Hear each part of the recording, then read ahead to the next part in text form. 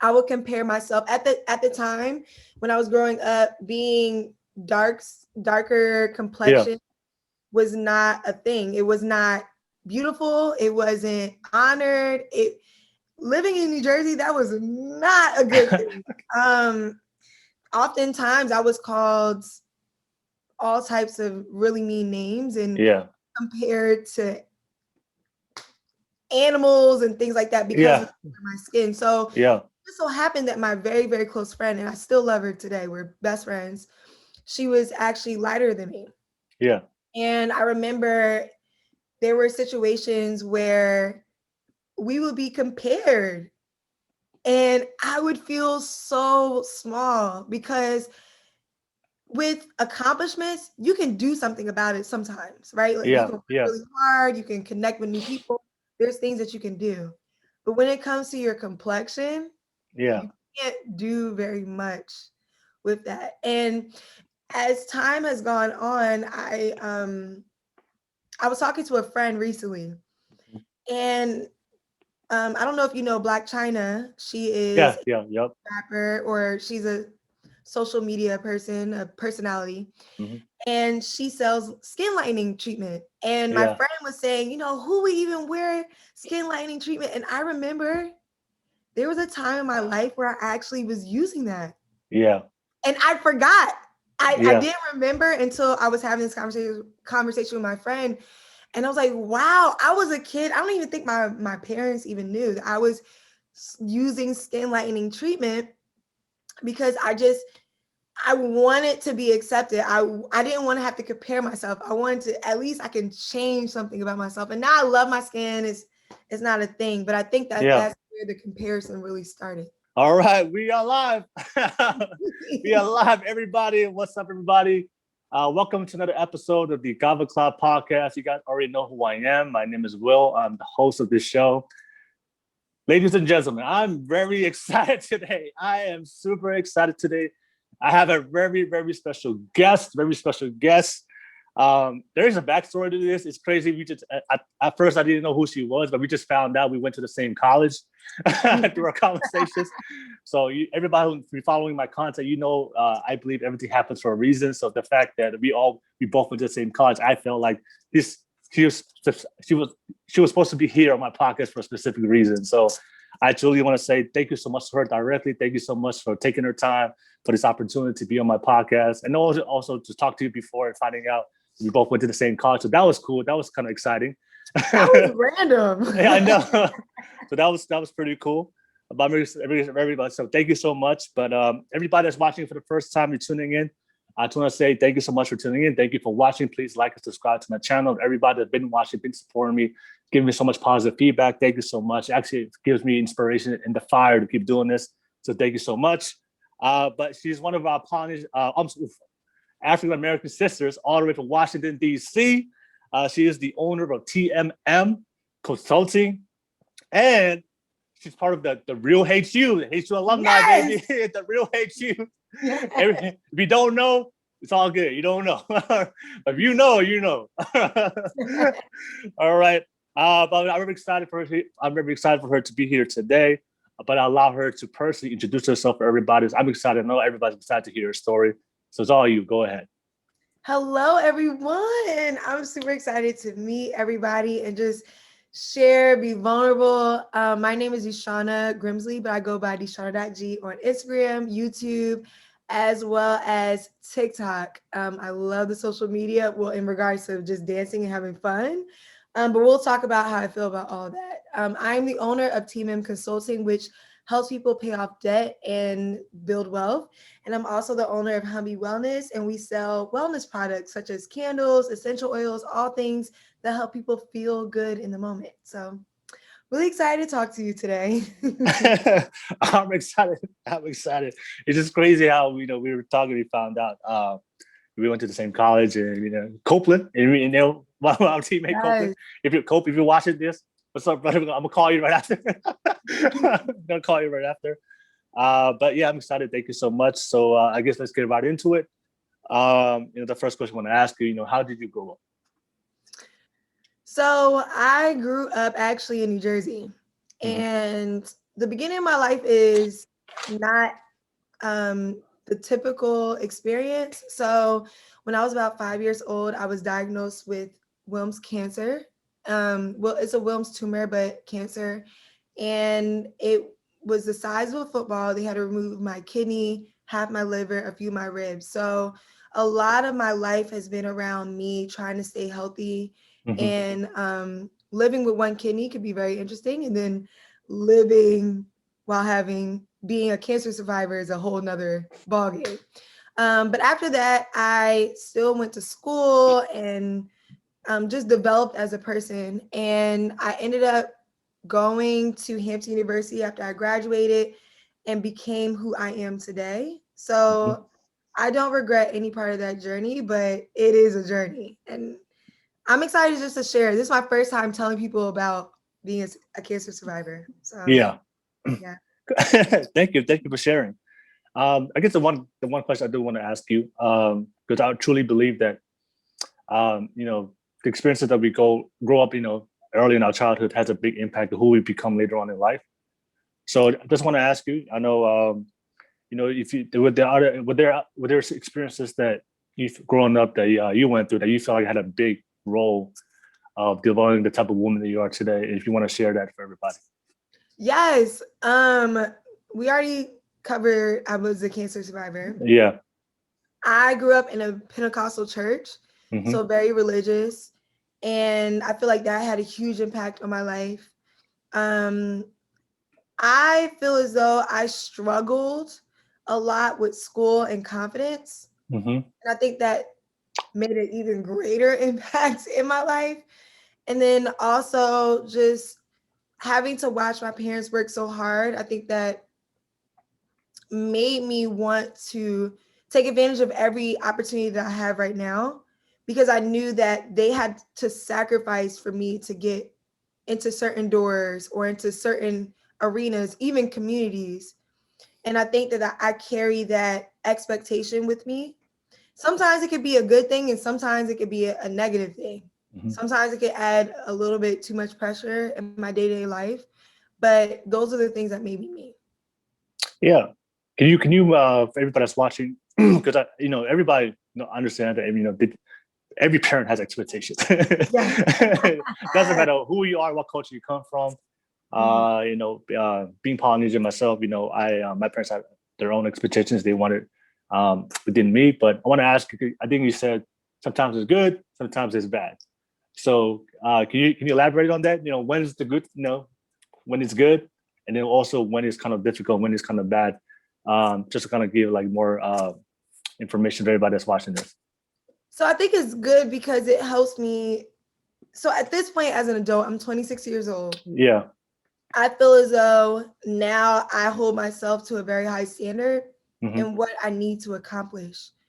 And on days where I can check things off the list, I feel great. It's great because I have accomplishments that I am so grateful for, right? Going to college and being able to graduate, that's a huge accomplishment. Being able to say that I've been at a job for consistent, for a while, that's an accomplishment. But I think sometimes I can be my biggest cheerleader, but I can be a hardest on myself because I know what I want to execute. And if I don't execute it, it used to be, it's not as much now, but I had to outgrow the experience of just like beating myself down.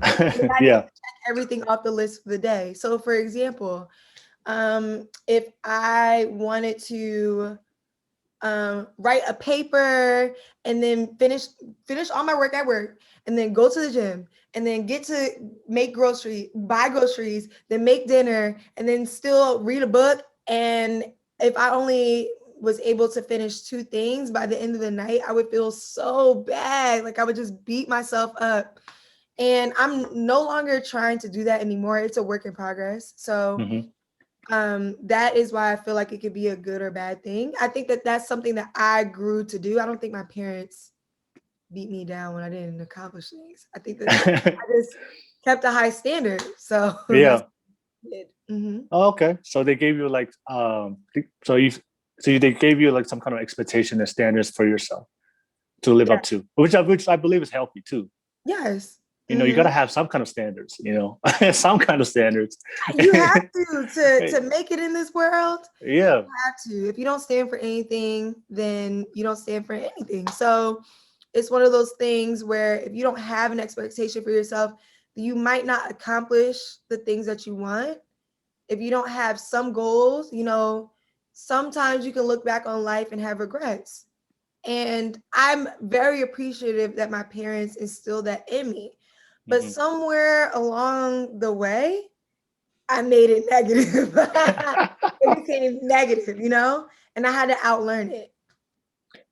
No, I love what you said. Yeah, about standards. Yeah, I think one of the best quotes I've ever heard about standards was Tony Robbins. If you guys follow him, he's a great motivational speaker and coach out there. He always says like the difference between successful people and unsuccessful people is standards. It's the standards that you have for your life. And he said that your standards of you have in your life determines your quality of life that you live.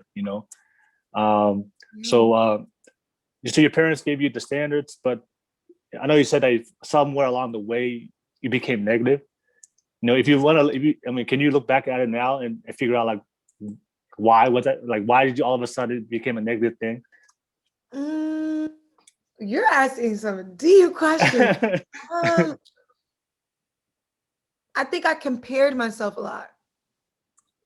Yeah. And it's very funny because I mentioned that I'm working on it right now.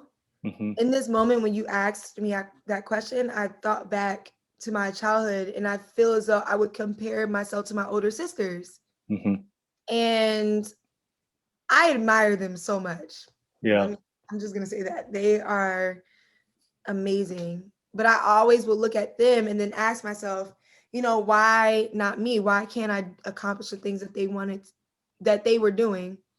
And then I also feel like it was outside of my household.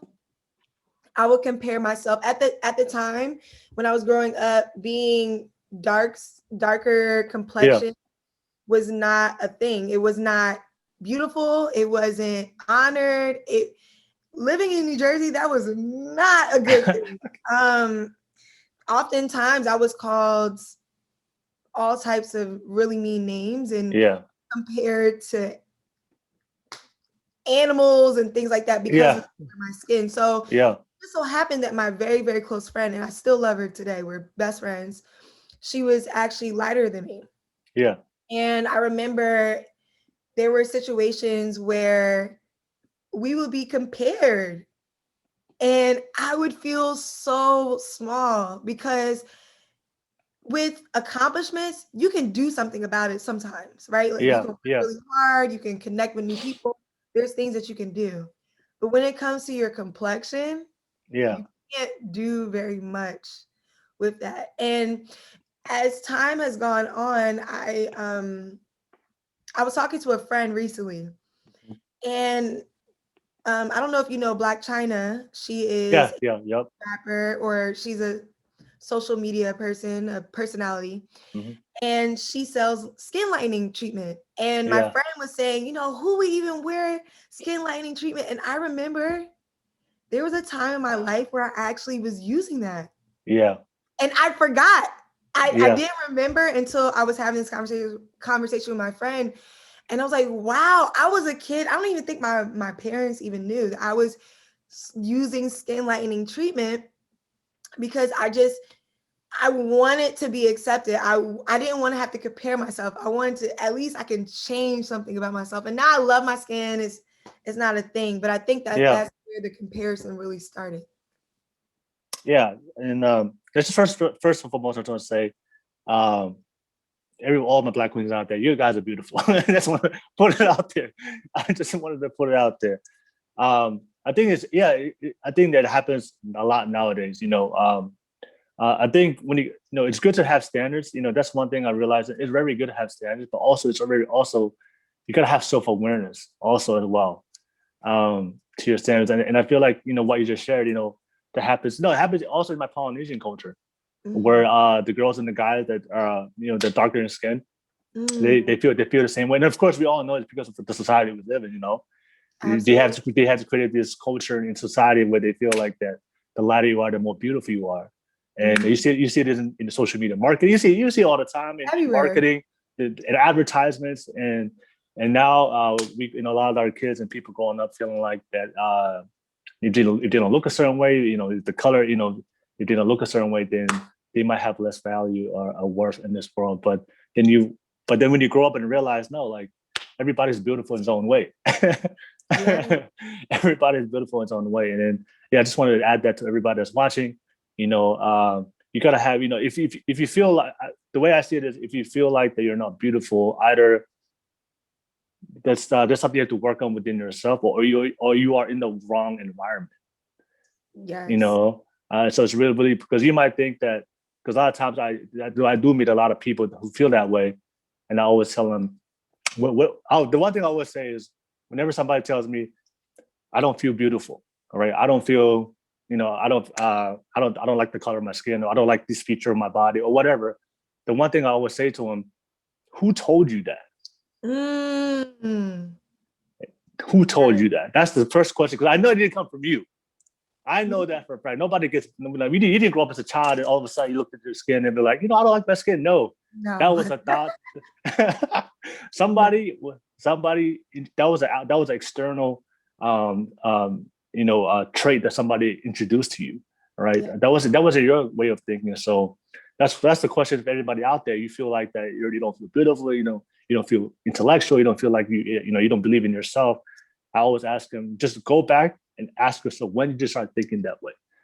And then ask yourself, who told you that? Then you notice it's not really your thoughts. It's somebody convinced you, or a society convinced you, or advertisement convinced you, or something convinced you to lose sight of your own worth and beauty. So that was pretty.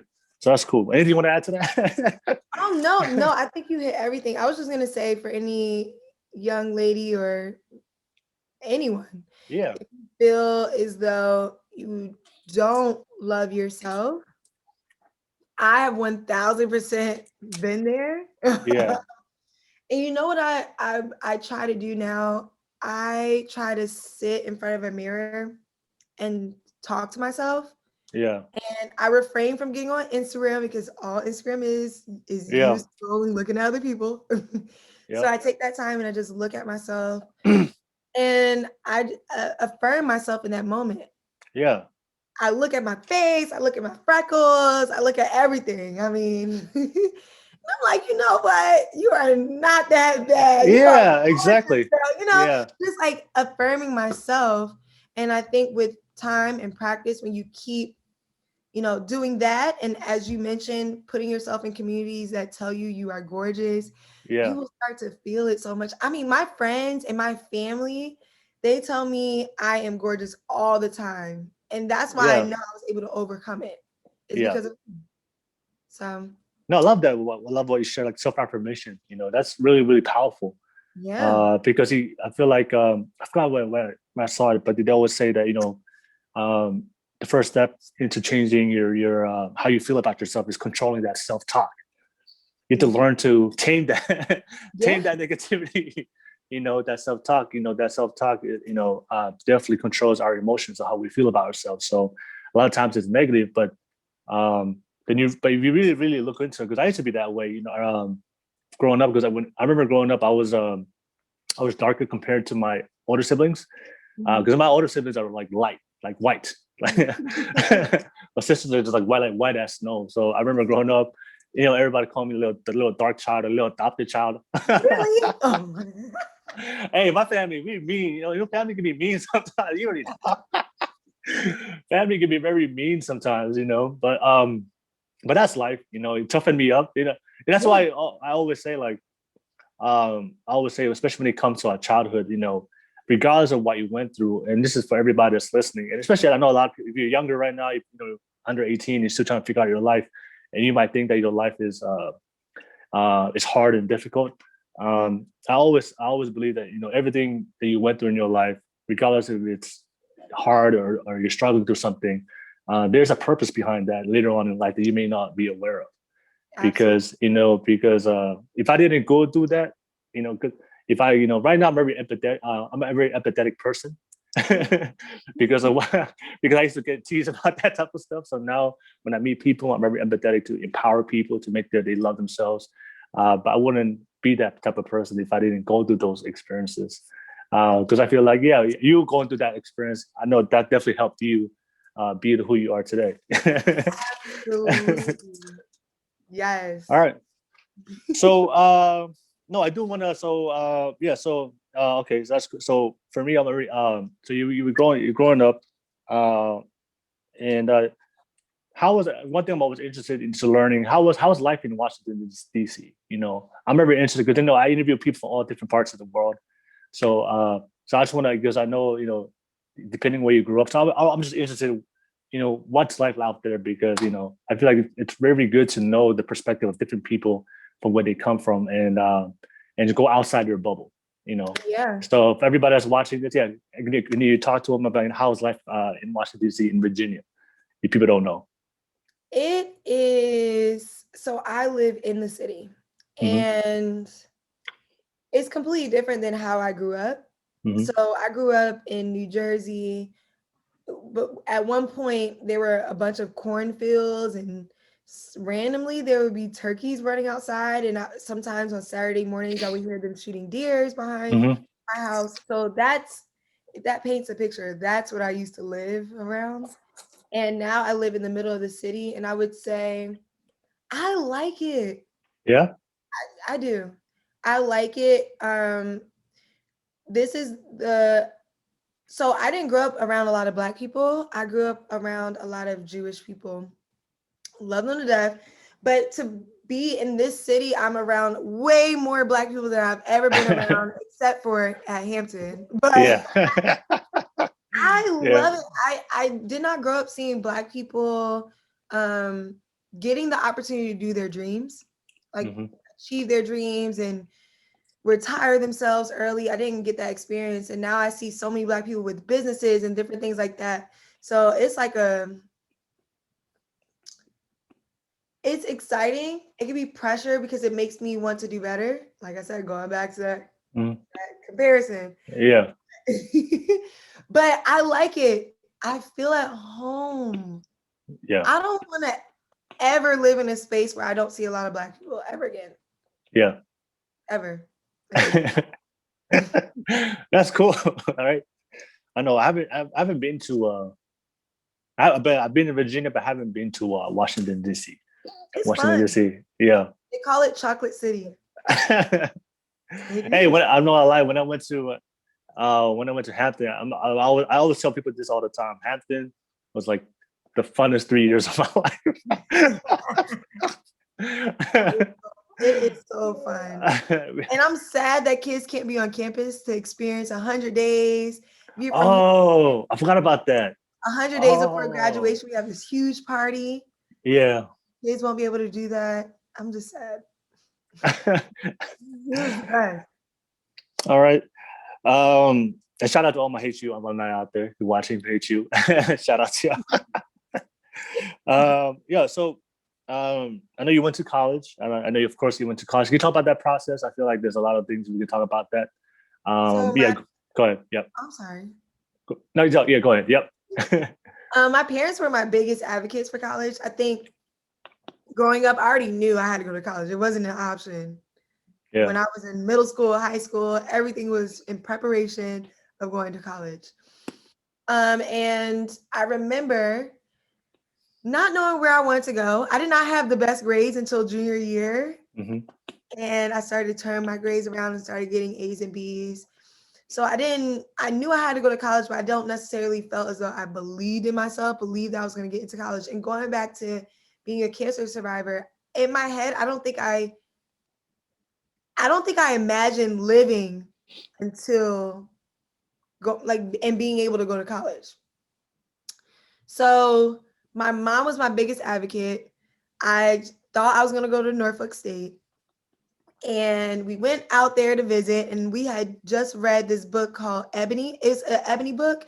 And there were these twin African-American boys, and they received a 5-year program invitation. And I was like, I want to do that. That's so smart. They were going to be able to get their MBA in 5 years. They didn't have to stop. It wasn't going to be a problem. And I loved that.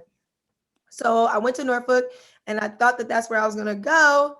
And they didn't have the opportunity. So my parents Norfolk is in Virginia. Yep. So we're driving back to New Jersey.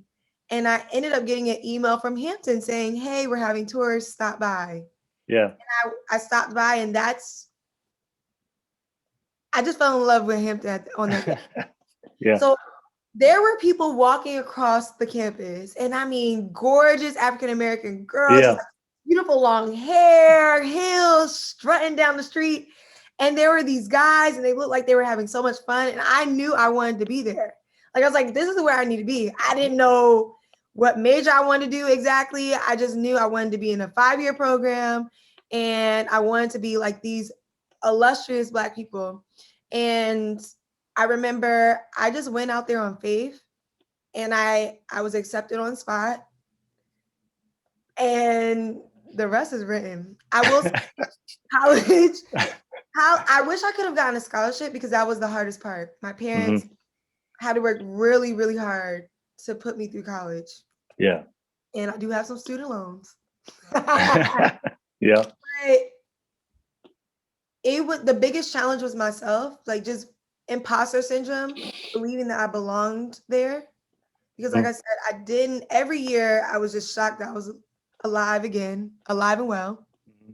And then looking around at all these kids who went to private school and they have these great backgrounds and they've traveled here and there. Yeah. Yeah. I'm sitting in these seats and they're driving Benz and, Porsches. Yeah. Paid off cars. They don't have debt. They're getting monthly expenses from their parents. I'm like, I belong here. Yeah. That was an adjustment. So, yeah. Now, I remember you said that you saw a lot of beautiful African American during your tour. I remember when I came doing my tour for football, because I played football over there. I was still trying to figure out this is the college I wanted to go to. Mm-hmm. And I saw some beautiful Black queens on campus. Gorgeous. Gorgeous. I was like, oh my God. I was like, I told my coach, hey, where do I start? No, you don't need to convince me. You don't need to convince me. I'm here. I'm coming. I'm gonna fly 4,000 miles. Yeah, there are a lot of there are a lot of beautiful people in Hampton. It's so gorgeous. So they're gorgeous. They still are. Yeah. So so, I mean, since we're on the topic of college, let's open that topic up real quick. I feel like we can definitely talk about that. Mm-hmm. Yeah, because this is one of the topics I hear a lot of people ask about, on social media, or young kids who trying to figure out their life, trying to figure out what they want to do. So now looking back, after you graduated college, and now looking back, if you had to do it again, knowing what you know now, would you still go down the college route? Yeah. Yeah. I would, because I really think that that's where I built my confidence. Got you. I still have lifelong friends from there. And I gained so much more than just an education. Mm-hmm. I gained community, confidence, visions for what I want for my life, like goals, and family. Yeah. I'm so grateful. I'm so great. I will go back again, over and over and over. Yeah. Yes. So, if what would you be advice for anybody that, if it was up to you, they're trying to figure out whether they want to go to college or not? What would you tell those types of people? So that's a challenging question, because I do want people to go to a place where they will. I want people to go to a place that they will have fun. But what's more important is go to a place where you feel as though it's going to push you to the person that you want to be. Because if you heard what I said earlier about Hampton, I looked at those girls and I was like, wow, I want to be like them. Yeah. And when I would stop and talk to them, they would say, oh, my mom is a lawyer, my dad is a doctor. And I'm like, I want to be like them. Yeah. That's exactly what I looked for.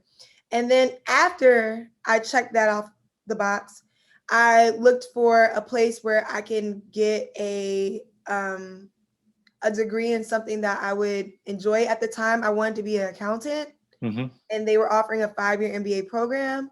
And when I talked to their program, they said that they had 100% job placement. So I knew that jobs were coming to that school to look for Black people to hire. And that is what I wanted to do. I did not want to have to leave college and struggle. Sometimes that happens, and I would have to figure it out. But if I can alleviate that experience, that was my goal. Very forward thinking, but I think that that's something that I want other people to do as well. Yeah, the one thing, because the one conversation I hear a lot, because I guess that the debate nowadays in today's social media is the worth and value of a college degree in today, right? Because that's one thing. I listen to a lot of podcasts. I listen to a lot of successful people, entrepreneurs, and that it's very, like you said, it depends in your own perspective and depending on where you're coming from, right? But the one I guess consensus I hear from a lot of entrepreneurs is they always advise people to don't go to college. Really? Right. So I do. right. But I also understand their perspective to it, because what they're saying is most people go to college and they're not actually getting the value they want to become, like you said, to be the person they want to be later on in life, right? Yeah. And they always say, sometimes like they say, like a lot of for a lot of entrepreneurs, it's all about like, what can I get out of it, right? And their perspective is, because I do realize, a lot of I think there was like a survey. They said like 70, there was a high number of people, that percentage, that they go to college but they never use a degree later on. The jobs they get into after college, they never use they never get into the field that they were majored in, right? So that's what I want to ask you is, like, because especially now, a lot of companies now, a lot of the big companies, social media companies, they're not really requiring college degree no more. They're more I'm a college degree. I know Facebook just mandated that.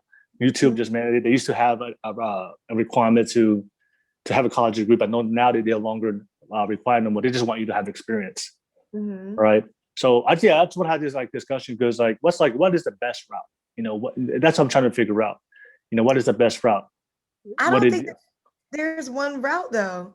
Because I think that for some people, they could not go to college and still end up successful. I need the structure. Yeah. So I needed the structure. I needed to be able to build discipline. And I don't think that works for everybody. Yeah. Now, there are some people in certain financial circumstances that cannot go to college, and they figure it out. And there's people who have the financial circumstances and they decide, I still don't want to go to college, and they figure it out. But it really depends on you. You have to look at yourself and ask yourself, by me not going to college, am I on a specific journey? Is there something that I'm trying to work towards right now? Because if not, if college is going to benefit me, then it's okay to do college. I just don't believe in doing something because everybody else says it. So a lot of entrepreneurs also say, if you're asleep, then you're not serious about business. You don't need to be an entrepreneur if you want to sleep. You need to be up. You need to stay up. You need to sleep for 4 hours and be up the rest of the hours because you're wasting time. But that's also unhealthy for some people. For me, I can't do that. And I was trying to live up to that expectation, and it was driving me insane. So going back to your college example, I think you have to decide what's best for you and your goal. Yeah, I love what you said. I think you have to decide what's best for you, right?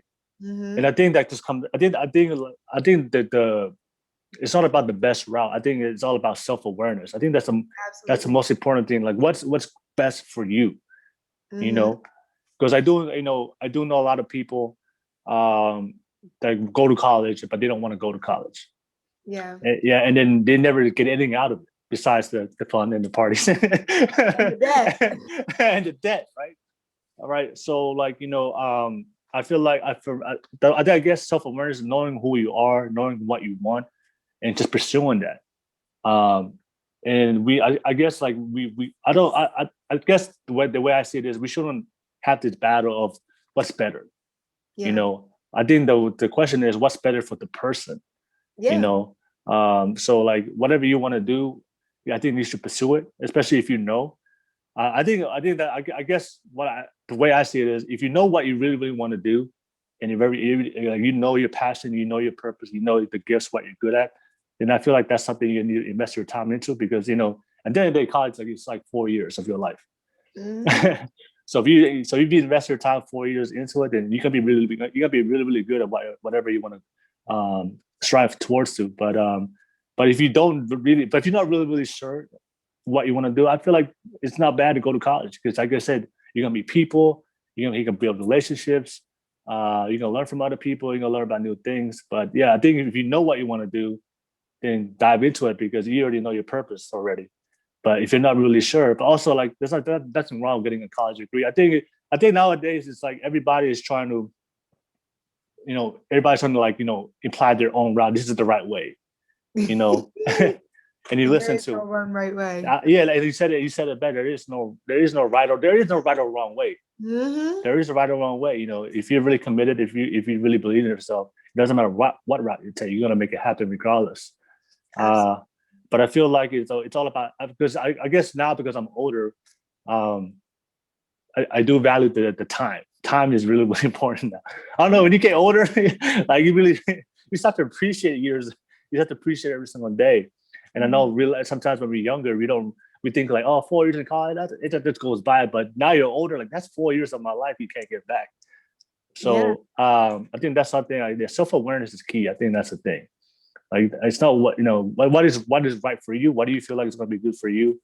Because I know you want to enjoy it, right? Enjoy going to college, and I can. Of course, I know you enjoyed college. A little too Yeah. much sometimes. Yeah. But I also know, for the sad reality, for some people, I know personally for myself, that they didn't enjoy it at all.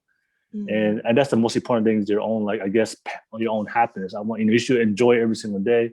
Doesn't matter what you do. If you want to go to college, and you know that you're gonna enjoy it, yeah, go ahead. But if you know for a fact that you don't like going to class, if you know for a fact that you don't like going to go to college, I think it's important to open other options. Yeah, All right. I So that's my thoughts on that. Yeah, I think agree.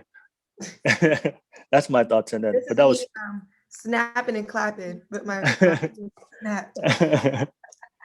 So for you, after college, what was, like, the hardest thing after college for you? Once you graduated, now you about to go into the real world, real life. What was the hardest thing for you? How was it? How was it for you? It was hard. Oh, wow, it was hard. I think because I expected to graduate from college and be in a relationship and love my career, which I loved my job. Um, and finances will be easy. But when I tell you, as soon as I graduated from college, I did a 5-year MBA program. So I graduated twice. So the second time I graduated, I ended up getting in a really bad car accident, totaling my car on my way back home.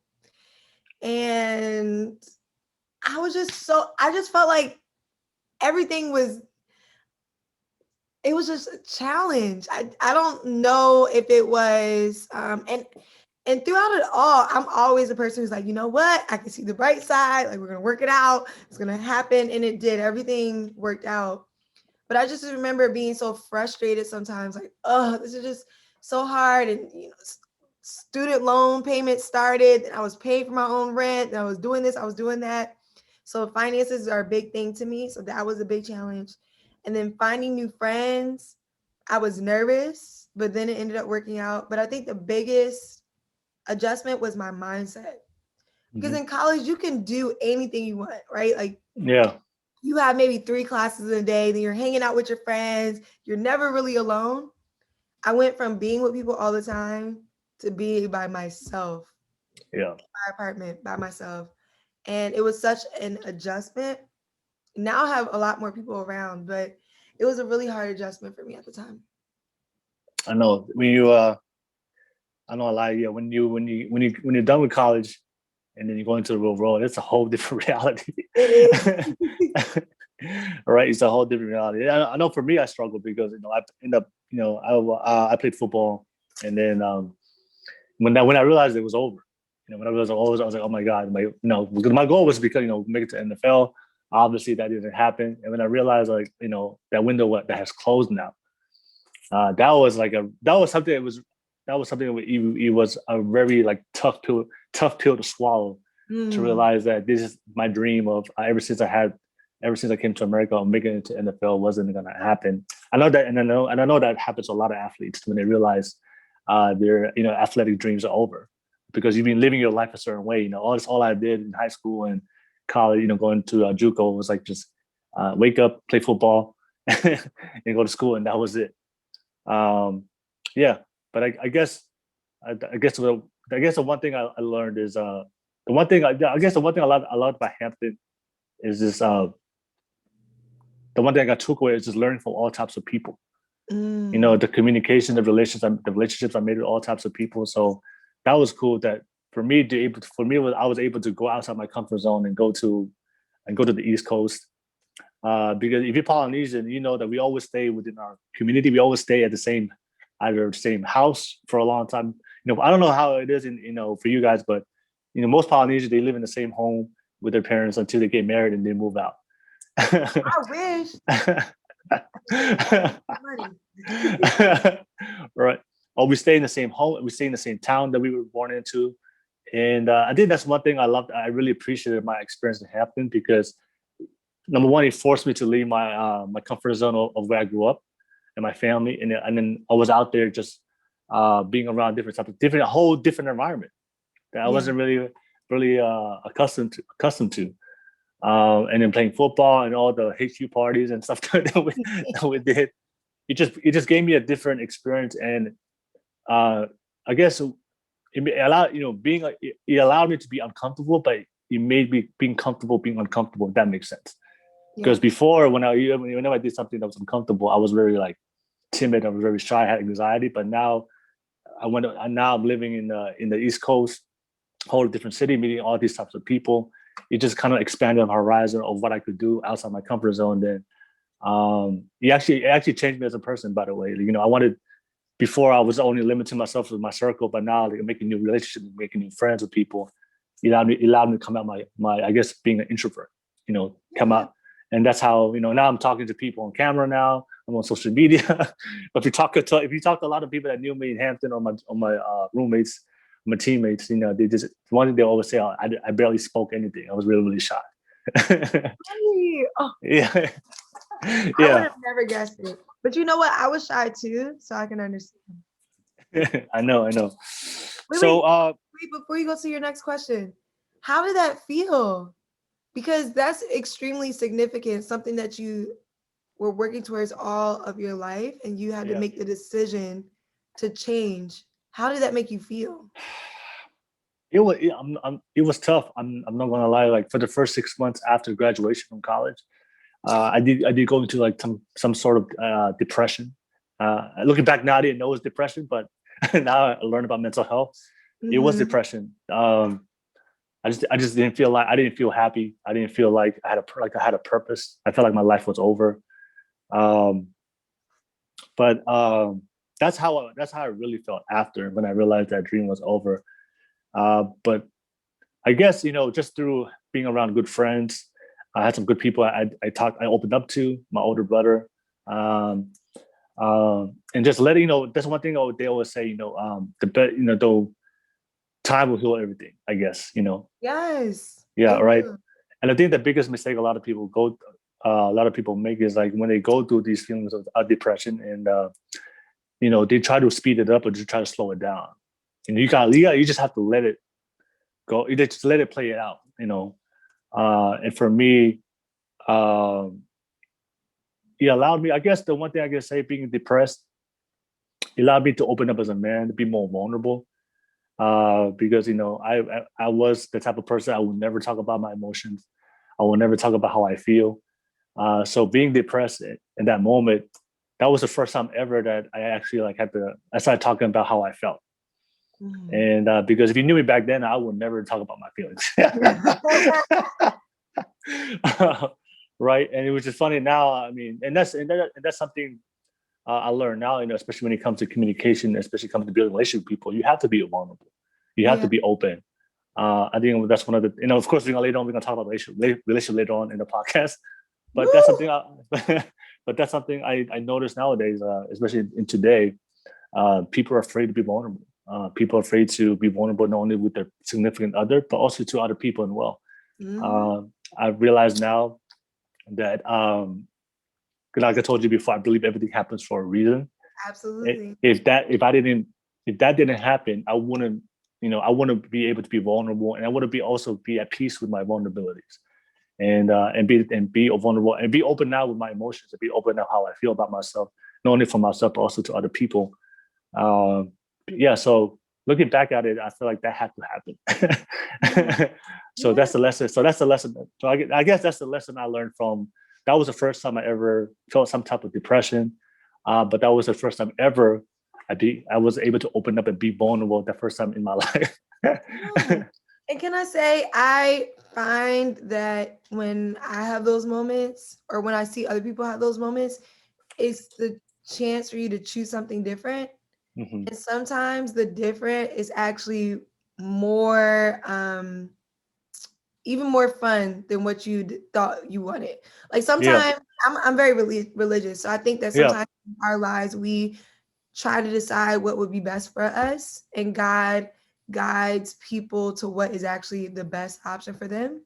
yeah, So yeah, you thought that going into football was the best option for you, but now yes, look what you're doing. You're impacting the world yeah, yeah, in a completely exactly. different way. You're still, I mean, football is impactful too, but Yeah, now you're still impacting the world, but you're also coming out of your comfort zone. You're being more yeah, vulnerable.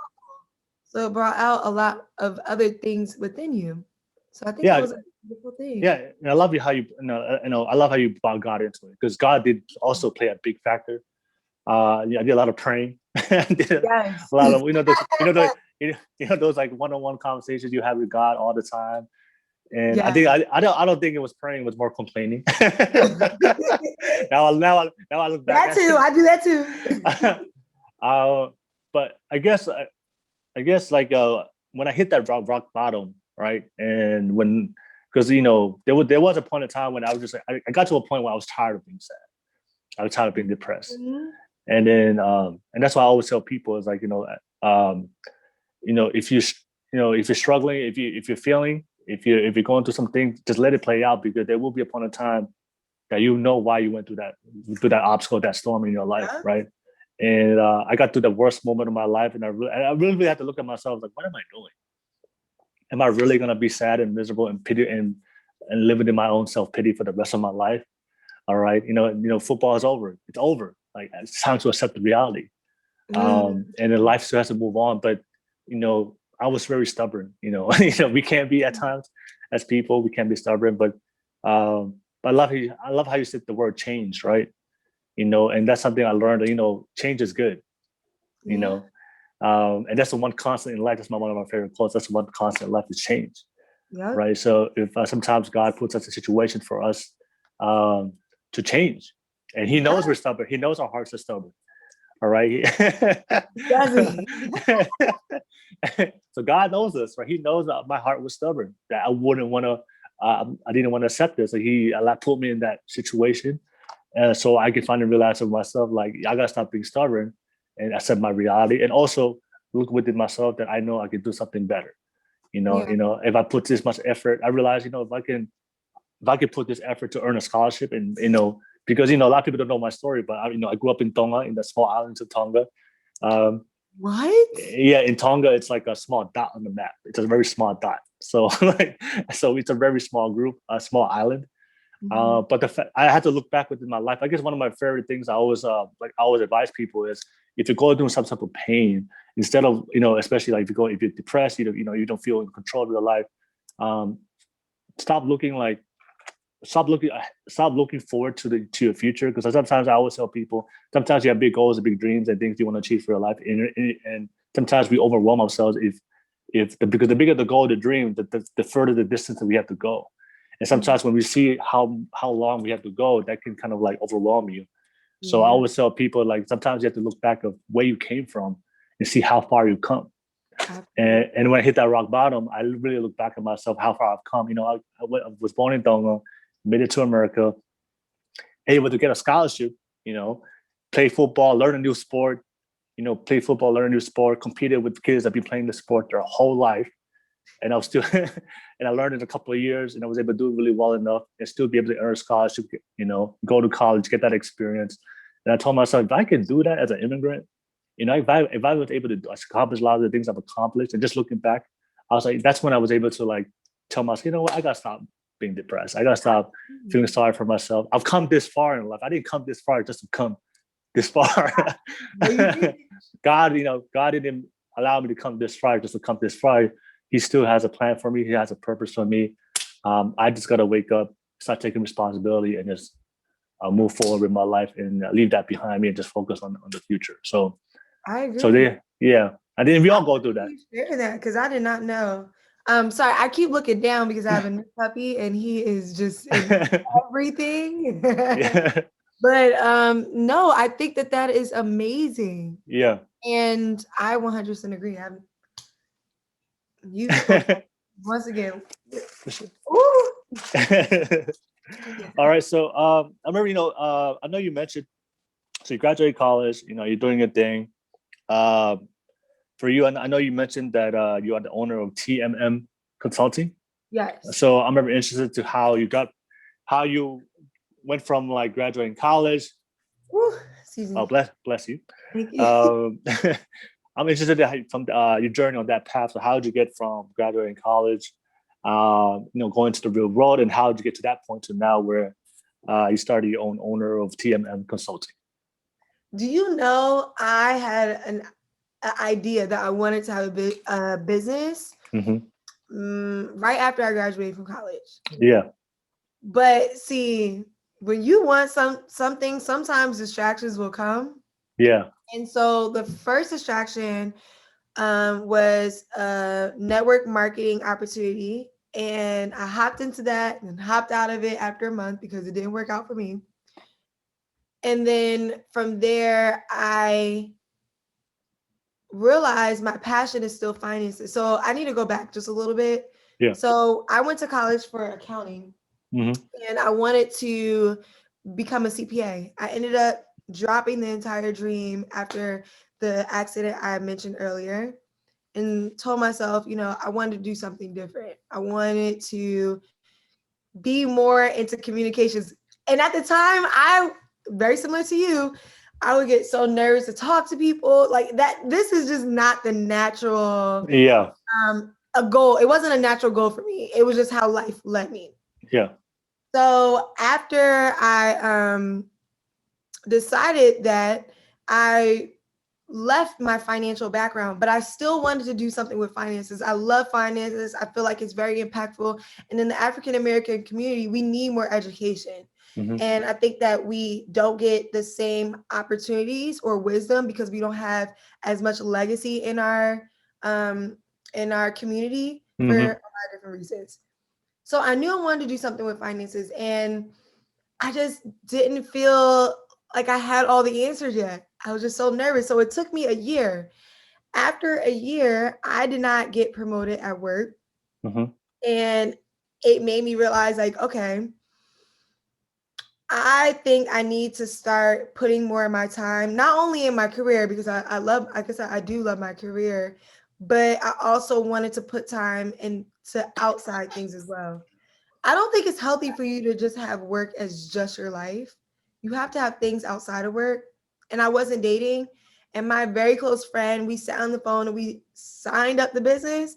And once I put my money into it, that's it. I have to do it. I mean, I don't like to waste my money. So that's really where the business started. And I started to share all the wisdom that I've learned through the years around finances. And my father is a tax preparer. My sister, she's very good with finances. And so I leaned on their wisdom as well as my MBA wisdom that I gained from college and my own experiences. And I just share everything that I've learned. Like, that's just all I do. So that's how it really started. Oh, nice. Yeah. So I loved how you shared, like, it wasn't something you planned, right?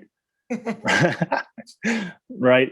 And it's crazy, like you live like the first half of your life not knowing this idea, and the idea came later on, right? And I feel like sometimes a lot of people, there's something I learned in life, especially one of the people like the next generation, my younger siblings or my younger cousins, they're always trying to figure out life now when they're younger. And I always tell them, you have to let life, our life is a journey, right? And then you have to let life play out. And sometimes if you don't know what you're doing now, it's because this part of the journey, you're not supposed to know what you're doing now. You have to keep playing, you have to keep living your journey in life. And eventually there will be a point in time you figure things out. Because I feel like, I don't know if you felt this, but you know how like we have the timeline, society has like this age where you have to accomplish things by a certain age. Yes. Right. Right. You have to be graduated by 20, 21, 22, be married by 25, have a house and kids by 30, retire by 40, 45, right? There's so many. So, yeah. So people are living in this false sense of reality and expectations of society that if they don't have that great idea, they don't start a business by 25 or by whatever age that you feel like that you have to accomplish certain things, and they don't just let things play out naturally, right? Yeah. I had no idea that I'll be doing what I'm doing now. Right? But the thing is, the only way I found out this passion and the desire I have right now and the type of man I am today is I just live life. You just live life and do your best. But God has a way of just allowing things to happen to you and to give you opportunities, and you just gotta take advantage of every single thing that comes to you. Let life come to you, and don't try to if that makes sense. Let life come to you naturally, and don't force it. And people are trying to force things. And that's it. I'm cool you shared that. So for you, I want to ask you is when you came up with that idea, a lot of people have ideas, but they don't take action. I'm guilty of it too. All right, and I'm guilty. I'm the same way, right? So for you, I'm very interested to hear from you. Is like, how did you bring that idea into fruition, into reality? And how long? Okay, I would ask you this: when you thought of the idea, how long before it took you to take action? Man, okay, so I officially started the business at the end of 2019. Yeah, I started Instagram, and then it went radio silent. I stopped. I didn't post. I didn't move forward. I built my website, and I lost confidence. See, that is like something I want to be very open and honest about that, because I think that sometimes when we go on Instagram and we hear all these entrepreneurs, they just sound as if they're always confident. There were no moments where once they tapped in, they stayed focused, they stayed intentional. But that is not the reality for me. Yeah. And I'm sure it's not a reality. No, that's the reality for all people. Exactly. Like, you don't stay tapped in and focused, laser focused on everything. No, I think it took me a few months, and I ended up joining a program called Momentum. Yeah. And they had coaches and mentors who made sure that you achieve your goals. Like, they were on you, and they kept reaching out to you and checking up on you. So the peer pressure is what ended up getting me to the point where I am today, hosting events, doing live IG conversations, budget check-ins every month. That is what put me there. But I don't even think there's one thing. And I don't want to sound cliche. I'm one of those people, I don't like this saying, but this is so true. I just think that those random conversations with God, he just made certain things happen that pushed me to do it. For example, I have a friend, and sometimes like chatting with her, it'll push me a little bit. I'll take maybe a week to do something. Then I'll see someone execute something exactly what I wanted to do. And we don't have a conversation about it, but I see them do it. And I'm like, oh, okay. I see how they did it. I just needed to see it in person. And then I would, create or do whatever I was planning or whatever the goal was. And the factors are all different. Sometimes I go out and I seek the support that I need. Other times it's peer pressure. Sometimes it's a slap in the face by making a mistake, and now I have to grind and get things done. But I can only give all of the factors back to God in my prayers. And I don't pray consistently about the same thing every day. Mm-hmm. I just think the random times I did pray for my business and my goals, like God, He helped me. He just helped me. I would encourage people, if you feel as though you're stuck, do do your best and then let God do the rest. I love to tell people that. You do your best. Yes. All you could do is reach out to someone new, then that's all you could do. Then go to God and be like, hey, look, I reached out to so-and-so. You're going to have to bring someone else. Or you're going to have to, help them help me, please. Tell me something. Give me something. But I think that that's what helped. Like sometimes I did go out and get it for myself, but sometimes it just happened. Yeah, I love how you brought, I love your God reference, because God always is working behind. What's that one quote? God's always working behind closed doors. On you. God's always working on you. You may not be aware of it, but He's always working on you. All right. But one thing I love what you said. Focus on what you can do and let God take care of the rest. Mm-hmm. Yeah. The one thing I've learned in my life, just my own relationship with God, is focus what you can control. Let God focus on the things that you can't control. Yeah. Right. So that's something always really, really important. And I love and I guess what I'm trying to add as much value to the audience. But I guess you talk about surrounding yourself with people that kind of pressure you, because when you have an idea, when you have a goal, when you have a dream of an idea, it's always like this insecurity of going into the unknown, right? Yeah. And that's why, and honestly, that's what stops most people, right? Like, because you have a great idea, you're very passionate, but because you don't know, out of your lack the knowledge or the skills necessary for you to achieve it, and then of course your own self-talk that you have within yourself already, that can cause a lot of, the unknown always causes like fear to move through. And I love what you did when you joined this group. What's the Momentum group? Mm-hmm. Yeah, Momentum Education. So yeah, and I love how you share that. And for everybody that's watching, one of the best advice I always received from my mentors that to help me along my own journey was, they always said that you should always try to surround yourself with people that are more successful than you, right? Because they're gonna push you. They're gonna push you to be at your best every single day. They're not gonna let you slack. Mm-hmm. All right. It's like that trainer. When you go work out, you don't want that trainer that's nice to you. You want that trainer that's gonna be real with you. You don't want your trainer to be your best friend. You want a trainer that's gonna yell at you sometimes. Tell you the truth of how you look, because you need that sense, that reality, that because you said that you needed that pressure from those mentors from the Momentum group. I don't really see it as pressure. It's like they give you a reality. They give you a reality check. Oh, they were. They were giving me the reality. Yeah, and a lot of people, sometimes we want to live in our own little comfort bubble. We want to, but the thing is, like, whenever you're trying to achieve, if you want to achieve something, you have to be willing. There's a lot of like you said, there's you have to build a website. There's a lot of work that goes behind it, and you talked about social media, how we see the entrepreneurs are confident to talk about these things, and I love social media because we can connect with them, we can get knowledge from them. But I think one of the what social media does is like I guess it distorts the reality of people, because we don't see the journey of what the entrepreneur went through. Yeah. We see the finished product. All right. So us as people that's consuming content online, we're always comparing ourselves to the finished product, which, so we have to compare. So if you're like a beginner, you can't compare yourself to an entrepreneur if you're a beginner, because he's finished. He's already ran the race. Yeah. Right. Yeah. So I wish there was more entrepreneurs. Like they that's why I always love when entrepreneurs share videos of when they started in the beginning. I love, like the weight loss journey, when people share photos of like before and after.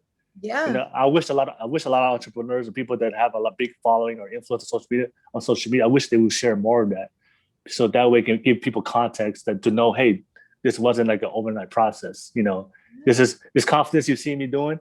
This is like 20 years of practice. Can I say, I did a video on my Instagram about, it was a day I have a YouTube, and I was little bit sad that I had worked so hard on this YouTube video and no one watched it. And Yeah. then I had an event and no one signed up for the event. And someone's actually requested me to host the event. And Yeah. I didn't bring in anybody to buy the tickets. And I felt so small. And I posted a video talking about my experience. And I was like, you know, at the end, I was like, you know, guys, I'm just going to delete it because I know that one day I'm going to be like beyond this. Like, this is just right. And so many people in the comments were like, do not delete this. Keep this. Yeah. And it's so funny because now I look at my YouTube and I have more subscribers. Yeah. And it's like growing. And going on the camera to talk about that was another level of vulnerability that it takes a strength. Just knowing that I just talked about this video and people are probably gonna go try to watch it. I'm like, woo. Yeah. Yeah. It's like, wow. I think that it does show strength, but I do think that we should all do better with like showing every side of our lifestyle. Yeah. We use Instagram sometimes as a highlight reel to get likes. Yes. Yes. But I do think we should be a little bit more real. And I'm speaking to everybody and to myself. Yeah. I'm included. Yeah, because like I said, like Instagram now is like a highlight reel, but the problem is people think that's reality. Exactly. You know, people don't know. People are not now. Social media has become the reality of either people living it or people trying to live in, and they're disregarding their own realities of what's really going on in their life. Yeah. And that's where the misconnect. That's where either the insecurity comes in. That's where the mental health, depression, all these things. You know, people are trying to live in a reality that doesn't really exist. But I think that's our society now. Because think about it. People watch reality TV. Yeah. I found myself living vicariously through them. And I'm like, whoa, reel it back in. You have to live your own life. Well, yeah, like I said, it's easier to live in somebody else's reality and avoid your own pain and the feelings that you really feel about yourself. I mean, nobody wants to accept the reality and look at their life. And that's like you mentioned earlier in the beginning of your life, the comparison thing, right? The comparison thing. Because the reality is everybody got issues. I know.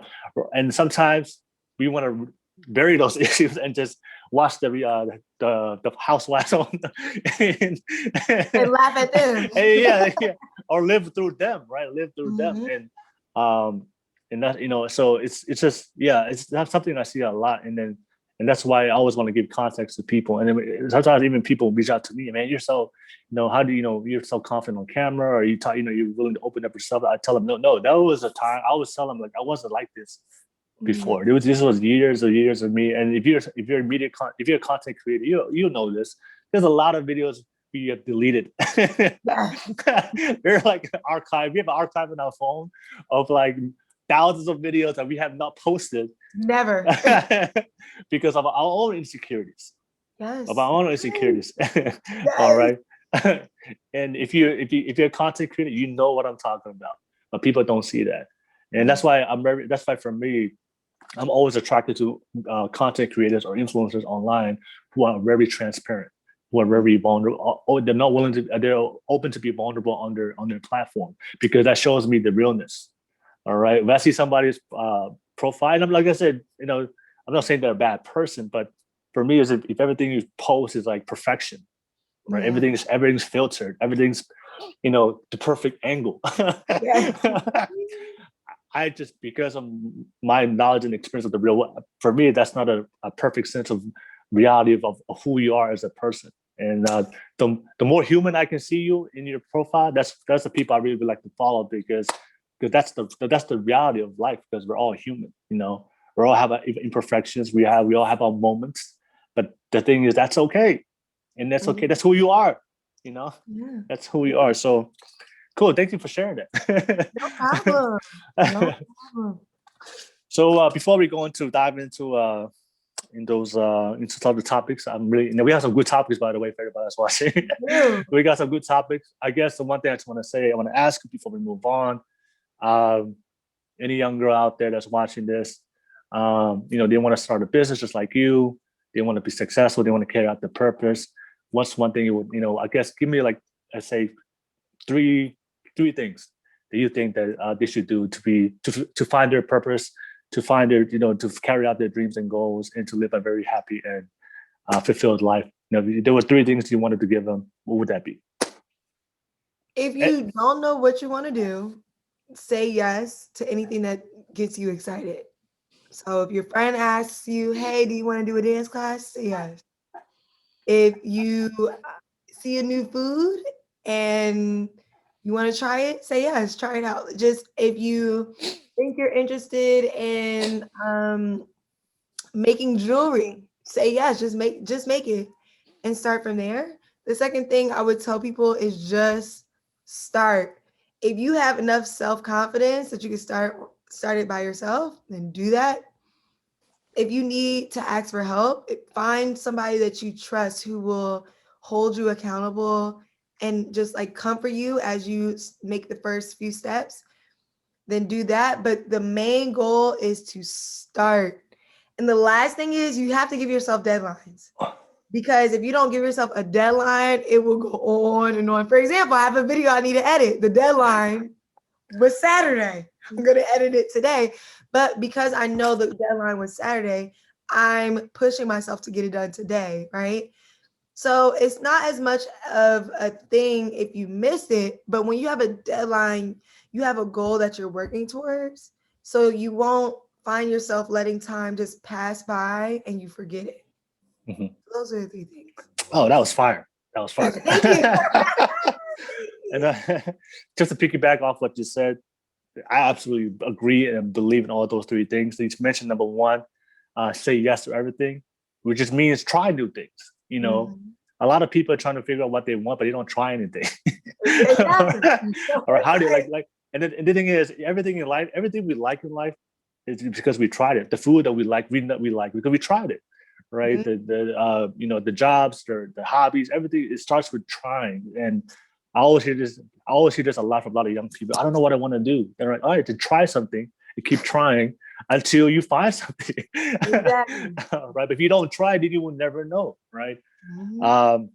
Also starting, that's so important, right? You just got to start, because if you never start, then if you don't take action, then nothing's ever, because one thing I always hear from a lot of successful people, it's all about momentum. Right. Yeah. Once you get into the habit of trying, and then all of a sudden when you try it and you start doing things, you start getting little results, little steps forward, little progressions. It really motivates you, honestly. Yes. Get you fired up that, this is an idea that I wanted and now it's actually happening, even though it is a slow progression. But if you want to, there's a quote I forgot. I hope I don't kill this, but I'm trying to remember it. It's a very good one. It said it says like if you look, you be more oh man, I'm sorry, I can't remember. It was a good one, but if it comes up, I can share with you guys. It's gonna pop up later on. Something oh yeah, if you're looking for, you say you actually if you no, okay, I know it doesn't come up. I thought I knew it. Okay. And then the last one you said, give yourself deadlines, right? If they always say that a dream without a deadline is a wish. You're just wishing for things to happen. Ooh, I like that. Right. Yeah, so like you have to give yourself a deadline so that way you can take action, because naturally as human beings we're pretty lazy. Yeah. We're lazy. Thank you. Can we just say that again? Because I know I'm lazy. I'm lazy too. I'm not offended when people acknowledge it. Yeah. I love to sit and watch TV. Why not? I would love to watch TV all day, but that's not how real life works. There's bills, there's things I want to accomplish for my life, so I gotta go out there and make things happen, right? But exactly. We're naturally, we always naturally want to take the easy way out, but that's not how life works. If you do it, and one of my favorite quotes is like, if you do the easy things, your life's gonna be hard. If you do the hard things, your life is gonna be a lot easier. So. And also, not doing something is hard, and doing something is hard. Choose your Yeah. So deadline is really, I do that all the time with all the things I gotta do. Like I have regarding my content, the specific days I have to post things, and that's how it keeps me in line. Wow. Yeah. So you have to give yourself a deadline. You have to give yourself a schedule. You Yeah. know.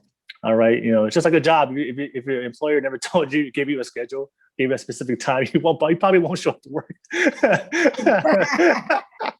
That's why they're giving you a deadline, because they understand the psychology of most people. Mhm. Um, all right, so that's cool. So thank you for sharing that, by the way.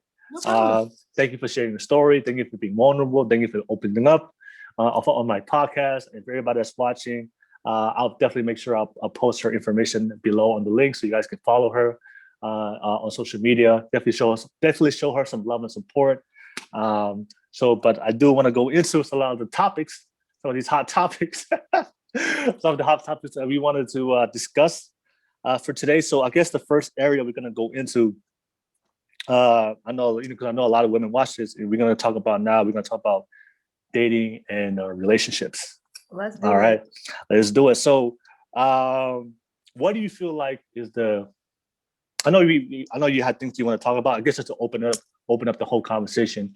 Mhm. Why do you feel like Why do you feel like dating is so hard in 2021? Let's start off with the pandemic. Um, you can't meet people like you used to, but I feel like the expectations of relationships are so different. People know that they have options. Think about Yes. it. Years ago, people did not travel as much, so the community around you is what you would choose from. Now you can go to Cali, you can go to Jersey, you can leave the states. You have so many options, and there are more women than men in this world. Mm-hmm. And so I think that with the options is just and the surplus of women, it makes it more challenging. Yeah. It makes it more challenging. And wait, can I also say image? I do sometimes feel a lot of pressure, like body image. It played to me, in my opinion, it plays a factor in relationships as well. Mm-hmm. Okay. You know, let me digest that. You're a let me rant. di- I know. It's all Let me right. digest that. So, I don't think it's number one. I don't think the pandemic has any. Well, of course, it does play a role, but I don't think that's why it's struggling, because even before the pandemic, it was still hard to date. Yeah, you're right. But I guess I'm trying to think my answer. It's funny. I heard this from on a podcast a long time ago. There's this guy I follow. His name is Stefan Speaks. I don't. Do you follow him? You've heard of him? Called Stefan Speaks. The name sounds familiar, but I don't know what he looks Yeah, like. he's a certified dating and relationship coach. And if you guys never heard of him, go check him out. He's really, really good. But I actually believe something he said, because somebody did ask him about that. Why is dating so hard, in modern day society? And he said that the biggest struggle of why so many people struggle with dating, because uh, people are not they don't accept the reality of the desires of the partner they're trying to attract. Mm. All right. I'll give you a perfect example. Like you said, options, right? So I hear a lot of women and men say that too. They say, there's just so many options now, right? And the thing is, of course, a lot of people. The reality is that's the reality we live in today. There's so many options now, right? So the way you should tackle that is, if there are so many options, what do you do to if there's so many options? What do you do to differentiate yourself? How do you do that? How do you do that? Because I don't know. Well, you have to improve yourself and stand out. You have to put in work, self-invest into yourself, and stand out among the rest. And that's something I often hear a lot of people say is like, and that's the game that's the dating game today. That's the reality of today's dating game, is there are a lot of options, right? And then you have to now, in today's society. Back then there wasn't a lot of options, so you can find somebody really really Yeah. really really easy. But now, because of social media, because of internet apps, there's just so many options now. So if you really want to attract the right person, you want to attract the person you desire, then you have to accept the reality that it is a lot of options and start taking responsibility of doing things for you to improve yourself, but also understand the desires of the opposite sex that you're trying to attract, right? And this is one thing I always hear. I always hear from both men and women is like the like a man, right? Perfect example, men. We all know men, physical attractiveness is important, right? Being attractive is important for men. It is. All right. But a lot of women don't want to accept that reality, and they don't do anything to improve their physical health. They don't do anything to improve themselves, right?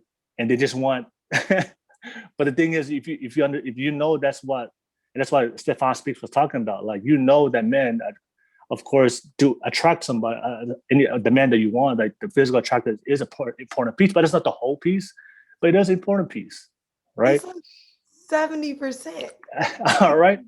So you can sit here and be bitter and not work out or not be healthy, and let yourself go, and wonder why men are not knocking on your door.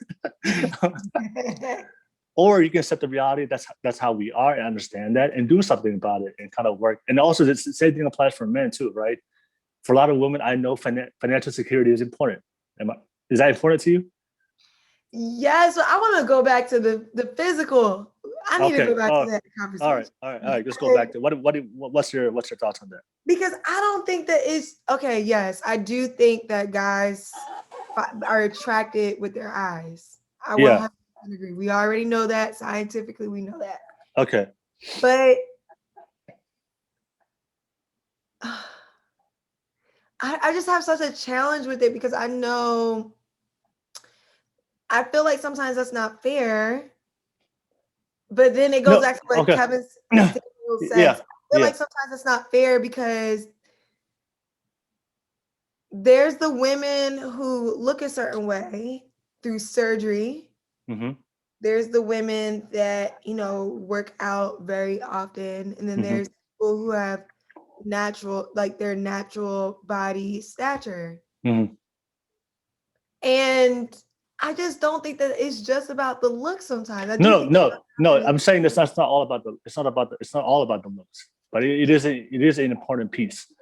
Yes, right? You're right. I just feel sad about that. So let me ask you is like, what do you look for in a man, and be honest with your list. What are the top 3 things that you're looking for a man that you want out of a man? The top 3 things. Maybe expand a little bit. Top 5 things. Name some things that this is a must for you of the type of man you're trying to attract that you want. Well, I want someone who believes in God. All right, cool. Faith, cool. All right. I would love someone who is financially literate. Like they are aware and applying good financial decisions to their life.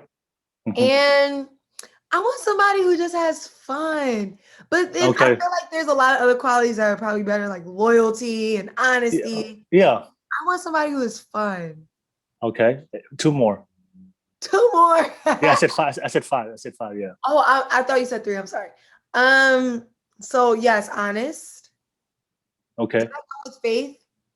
Okay, you did faith. You did financial stability, funny. You said I need them to be social.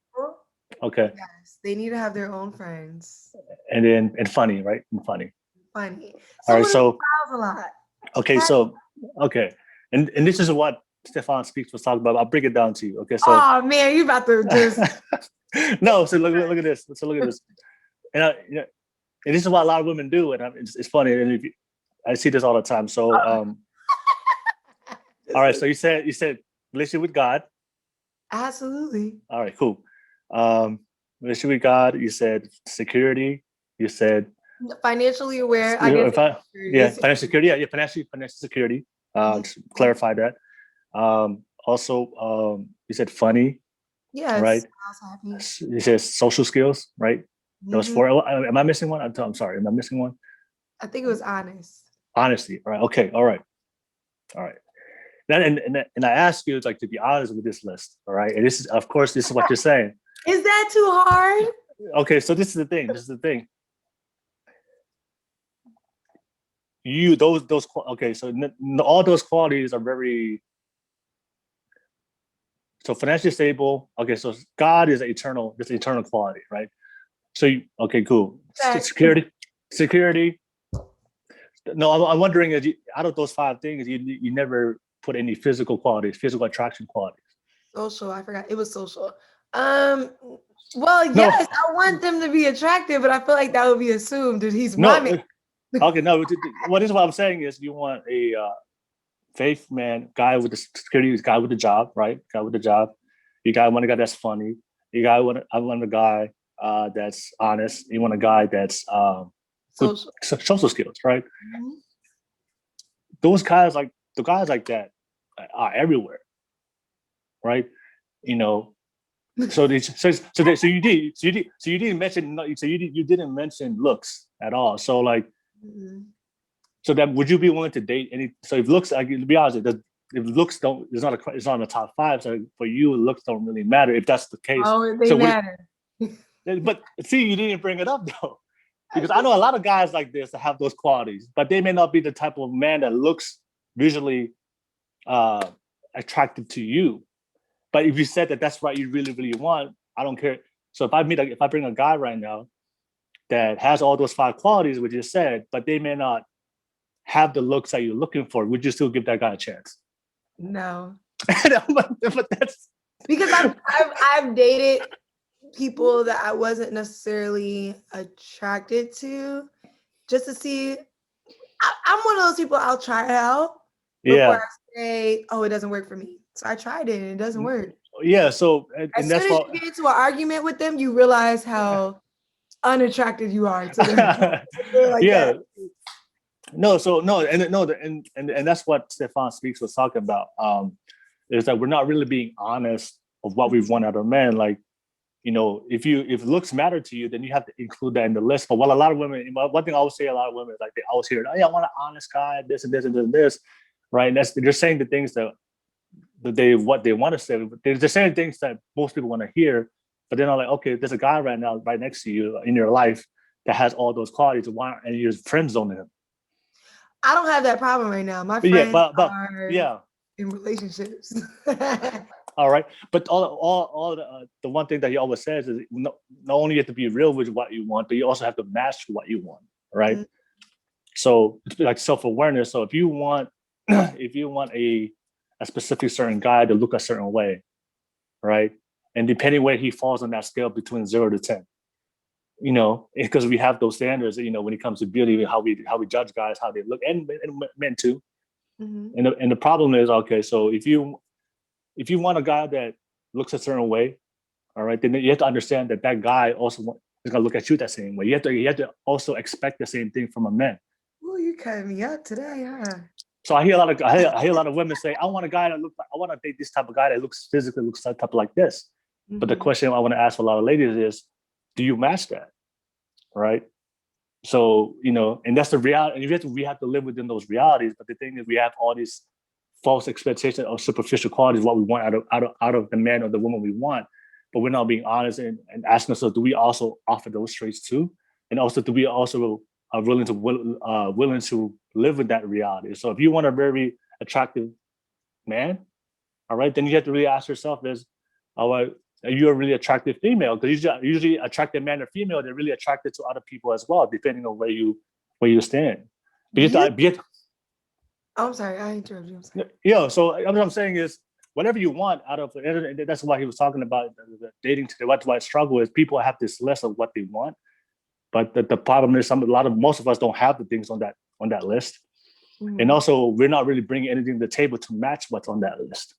Yeah. All right. So if you're really honest, you have to be really, really honest with yourself. And there's nothing wrong with wanting an attractive man. So if you have a type of person that you really that the type of a male that a certain look that you're looking for, all right, just make sure that you have to really look into yourself. Okay, what am I bringing to the table to attract that type of man?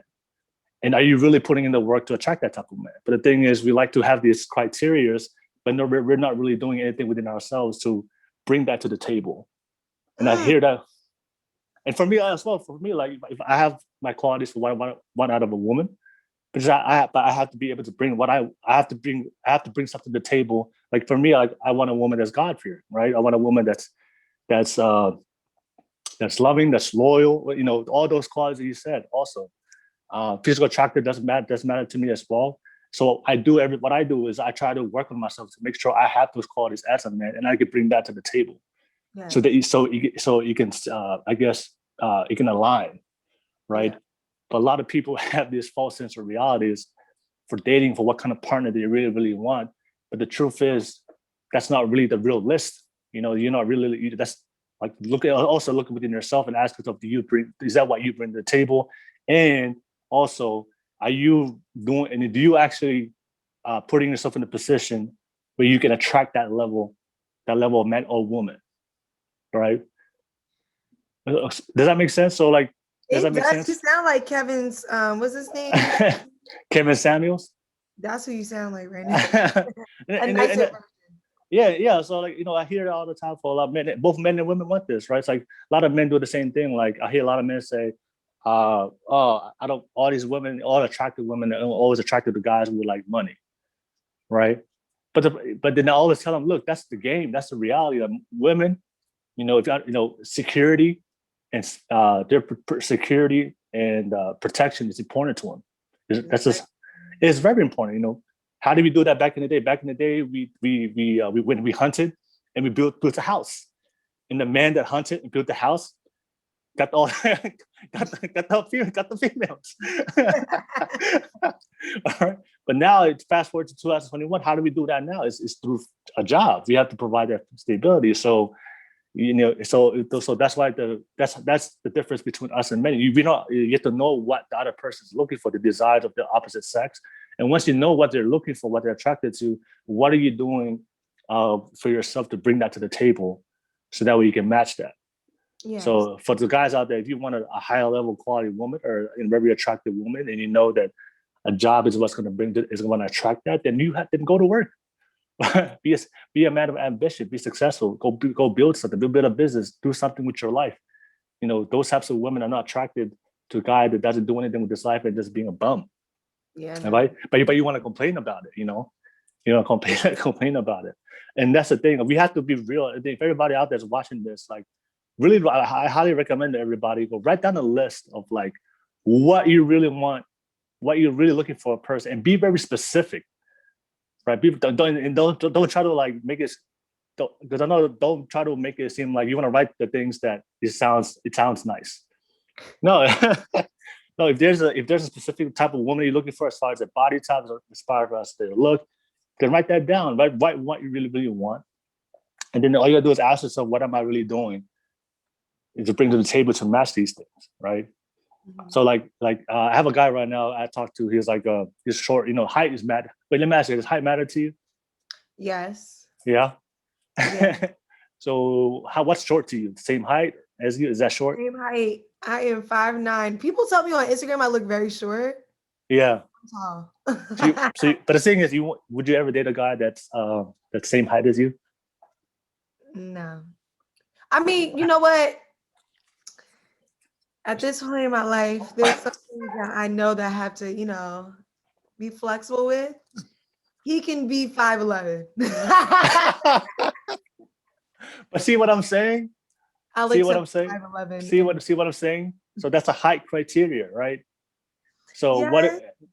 So the thing is, okay, like what if I know how many guys I know that are 5'9" or shorter, but maybe 5'8", have all those qualities that you list. Mm-mm. But that's what I'm talking about. That's what I'm talking about. You think that it's hard. You think it's the truth is dating is not hard. You know, there's a lot of people that have everything, but the thing is we have these criteria, these criteria that we want to place, or we want from the other partner. But the thing is, like, if height matters to you for a woman, then you have to really be willing to accept the fact that your physical attributes going to matter to a man as well. So if you want a guy to judge you based on if you're going to base your judgment on a height, then don't get upset if a guy tells you, hey, physically you don't meet my criteria, because you do the same thing for men. And that's a hard reality for a lot of women and men to accept. So I have a guy right now, he's like 5'5", he's hella short. So I know he has no chance with you. We can be friends. And I have friends for him. But all right. Yeah. So I have guys 5'5", and he was like, man, it's hard for me to attract this type of girls. I really want. I was like, look, we know that height matters for women. Okay. So that's out there. You can't control that. That's out the door. But one thing that women do matter also is financial security. Oh, all right. Yeah. And then also emotional intimacy. All right. That can change the whole exactly. So I told him, look, instead of complaining why you're short, put all your energy, but do it for you. Don't do it for them. Do it for you. Focus on your career, be the best that you can be, and focus on your communication skills to hold a conversation and understand how to talk to women. You focus on those two areas, I'm telling you that height goes out the door. Absolutely. And you will attract women, right? And the same thing for women. Like, that for men, physical matters to us. Also, for men, also, I don't know if I've heard this, but feminine energy. Okay, so Kevin said that. Kevin Samuel, he was like, you have to be, he had a different word for it, but the example was, if a guy is doing something, you have to be like, oh my gosh, excited. And I guess that's feminine energy, but I don't know. Yeah, so I'm trying to break it down. I'm trying to break it the best way I can, but men are masculine, men are feminine, biology, right? So as men are naturally masculine and women are naturally feminine, right? The thing is, as masculine men, we're always going to be attracted to feminine energy or traits, right? And the thing is, because of culture, because of the advancement of technology and the culture and the modern woman, a lot of times, a lot of women, they don't realize this, but they have a lot of masculine traits. And that energy pushes away a lot of men from them, right?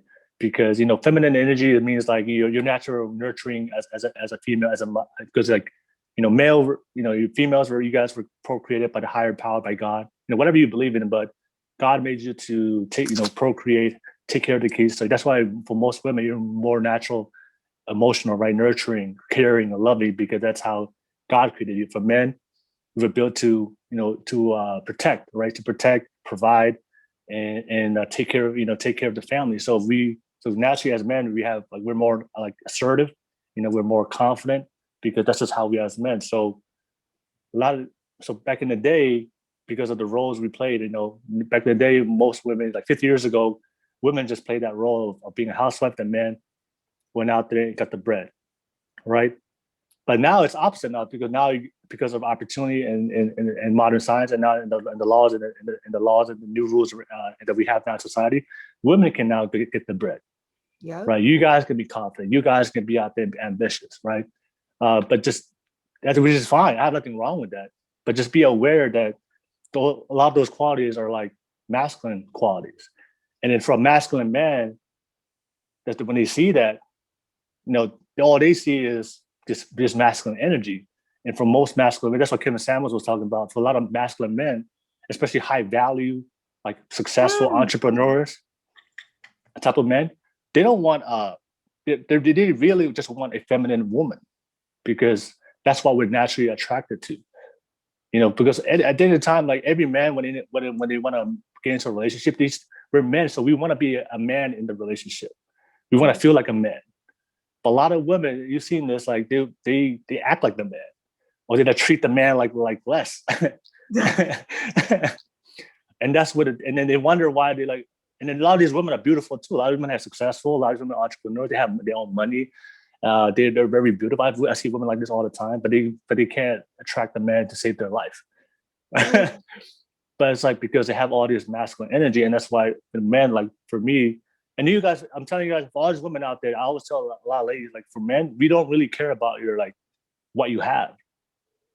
We don't really care about what you have. We just want a feminine woman that we can create a family with, and we can love, and they can also be open. We can be vulnerable too.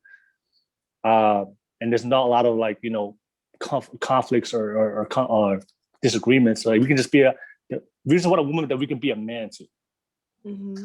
And then the thing is, as a woman, you have to know, a lot of women have lost the ability to make a man feel like a man. That's what I feel like in today's 2021. I empower, like, I want women to be independent. I want you guys to be independent, be vocal, speak your mind, speak your thoughts. But in a relationship, you still have to let the man be the man.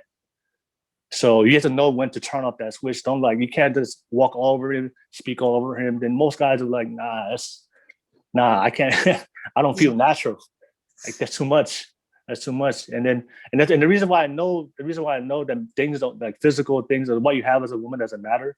Because I think I don't know who brought it up, example, but I was watching a video. They said like a CEO or of a company could walk into McDonald's and marry a girl at McDonald's. Yeah. Right. But you will never see a CEO of a company walk into McDonald's and marry a guy at McDonald's. That never happens. Men would date down. That word people use that word date down. Mm-hmm. Because I see a lot of these successful women entrepreneurs. They're like, I have all these things, and why these guys are chasing these girls with no jobs, and they're like, having relations with these girls with no jobs, but I have all these things. So, no, it's like, number one, we don't care what you have. We don't care where you have. We don't really care what you have. Honestly, right? We don't care. But the reason why they're chasing those girls to have no jobs because those girls are more feminine than you. Mm. They make them feel like more more of a man. So you just gotta be like give you a perfect example. Like if a guy was really, really successful, right? Millionaire, right? 6 foot, right? I know you're getting excited right now. You're getting excited right now. But let me ask you. Like, he's very feminine, more feminine than you. Do you think that'll be the type of man that you'd be able to have a relationship with? I don't know. Because I think feminine, it is defined differently for everybody. So yeah, for me, I'm just going off feminine. It's like I'm not an expert, but like feminine to me is just your natural behaviors as we were created to be. Women. We all know, like, women I would see caring. them more as my best friend, probably. Huh? I would see them more as my best friend. Exactly, right. So that's why it's for both men and women. I always tell a lot of men, like, that's one thing. I have a lot of friends that would say, I'm that nice, the nice guys finish last, nobody, that saying. Yeah. So I have a lot of friends that get friend zoned, right? And they're the. Go ahead. Being nice is not feminine energy. Huh? No. Okay. Being nice is not feminine. No. When you're nice, what do you usually do? You're not confident because you're more submissive, right? You think so? Yeah, because when dated really nice guys. When guys are in the friend zone, they're not confident to tell the other person how they really feel. They're more submissive to that person. They're always like they're always submitting to them. Whatever they say, yeah, they agree. Right? Right? So being submissive is a trait of it's a feminine trait, being submissive, but that's for most women, you guys will submit to the man in a normal relationship, right? But I don't want to say the word submit because I know submit is for feminists, that's a trigger word. Yeah, I feel like submit. Well, for me, I don't mind submit. I don't really know if I think all women are feminists naturally. Yeah. Women. I feel like men and women submit. There's a time and place for everything. There's a time for men. So I get exactly. Yeah, you will always like. There's nothing wrong with submitting to the person that loves you, right? Mm-hmm. I have a mom. I submit to my mom, right? I don't submit because I submit to my mom because I love my mom. Exactly. Right. But you don't let women run over you. And I think that was the yes, exactly. Mm-hmm. But I'll submit to any woman, right? I'll submit to any woman, but I will let them know I'm my presence. I'm this man. I'm the man in the relationship. Mm-hmm. And if you treat me right, I'll submit to you. All right. So that's the thing. Like, yeah. So like for a lot of men, like they struggle. Especially I have a lot of men I have a lot of friends that in the friend zone. I always say because exerting your masculine energy. You know, Yeah. you have to be women like do you like confidence? Yeah, of Do you course. you have ambition? That's probably the most attractive thing. Yeah, but but for nice guys, for guys that are in the friend zone, are they usually confident or unconfident? I don't want to answer that. I got you. Yeah, they're usually unconfident. They're usually unconfident. My guy friends are all in relationships. Well, So I'm just saying that's why that's why usually guys are in the friend zone. They're not confident, right? They're not confident. They're not assertive, and yeah, that's why. you're right. They're Yeah, not. so that's for women when they see that lack of confidence. That's feminine energy to them. So that's why they're not women. You're not gonna be attracted to the same energy that you have. Feminine, you have to be attracted to masculine energy, and unfortunately, a lot of the fuckboys have a lot of masculine energy. They do, and that is why it works. That's why they get the girls. And I because get why you said nice guys, they don't always win. But I still think, like, I've dated really nice. I do want guys and girls to know, I've dated nice guys. Yeah. And I think those were like the best experiences. Now, granted, clearly it wasn't that good because I ain't with them. Yeah, so it came with other things, but I don't think it's wrong to date someone nice. There's nothing wrong with it. Mm-mm. But the thing is, nice guy again. But you're not gonna marry a nice guy. That's the difference. Why wouldn't I? I would. No. The thing is, okay. You mean the submissive, the overly submissive? No. Yeah. So I don't know. I don't want to take the nice is like is a quality character, right? Mm-hmm. I'm just talking about like masculine traits. So being nice is cool. You can be I'm gonna be a nice man. I'm a nice man, but I'm gonna be a man, right? Right. I'm not gonna like I said. I'm not gonna let women walk all over me. I'm gonna hold my ground, but I'll still be nice to them at the same time.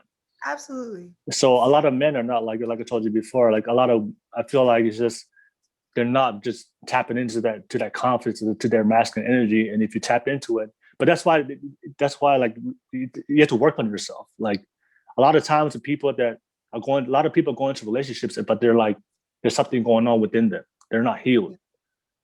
So that's why you have to like really, really work on yourself, focus on yourself, become the best version of you. That's why they always talk about self-love. And that's my advice to everybody, focus on you, like focus on be the best version of yourself. Because I'm telling you, if you can max out your potential in life, you will have no issue in dating.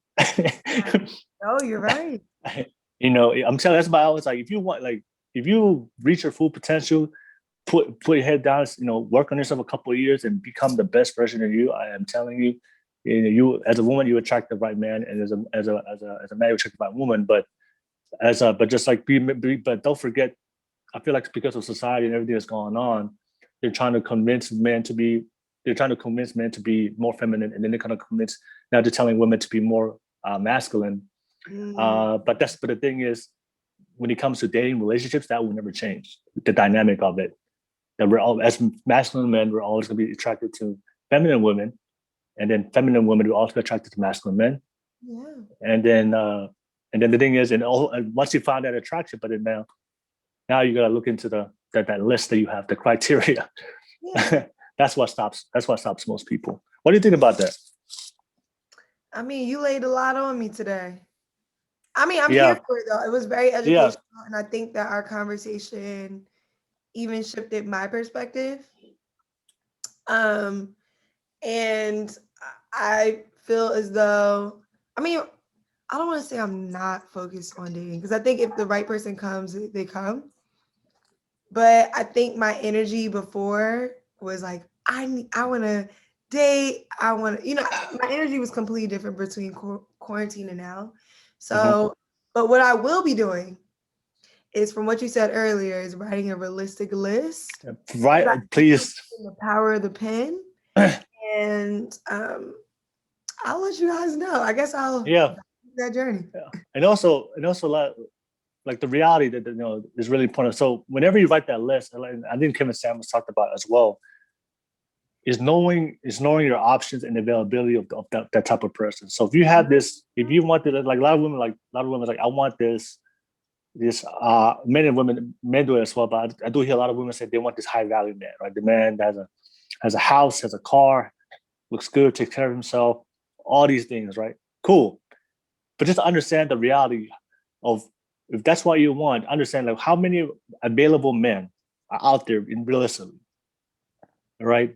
Yeah. So if you have this goal, whatever type of look at that list. So always look at that list and ask yourself, realistically, where number one, what is your dating pool of those type of people? But also number one is, are you in a situation where you have access to that dating pool? Mm-hmm. So a lot of men and women do this, where they're like, they want this type of man, quality type of man that, which is like 1% of America or 2% of it. So you have to be realistic. It's more women than men. Yeah. So like, if you have this quality of man, and in the whole population in America, that quality of man or woman is only like 1% of the population, and that's not even considering how many of those men and women are married already. So that cuts that in half. We're supposed to be in a relationship. Yeah, we're supposed to be in a relationship. So how many available? So whatever criteria you write, just ask yourself like, how many available men and women that fits your criteria, and then the problem is like just numbers. The lesser your odds, then you're actually like putting yourself in the worst position ever to attract that type of person. If the odds of you meeting that person based on the numbers it's like slim to none. Yeah. Then you're just waiting for like this perfect dream, and they're never gonna come by unless you're lucky enough to meet those people. But the thing is, that's why social media plays a role. Is like social media has convinced everybody that they can attract that millionaire man. I think it's still possible. I have no.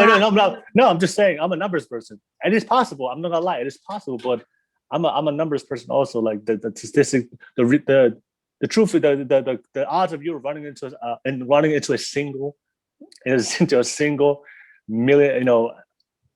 millionaire, and also the only single millionaire, but he's gonna be attracted to you.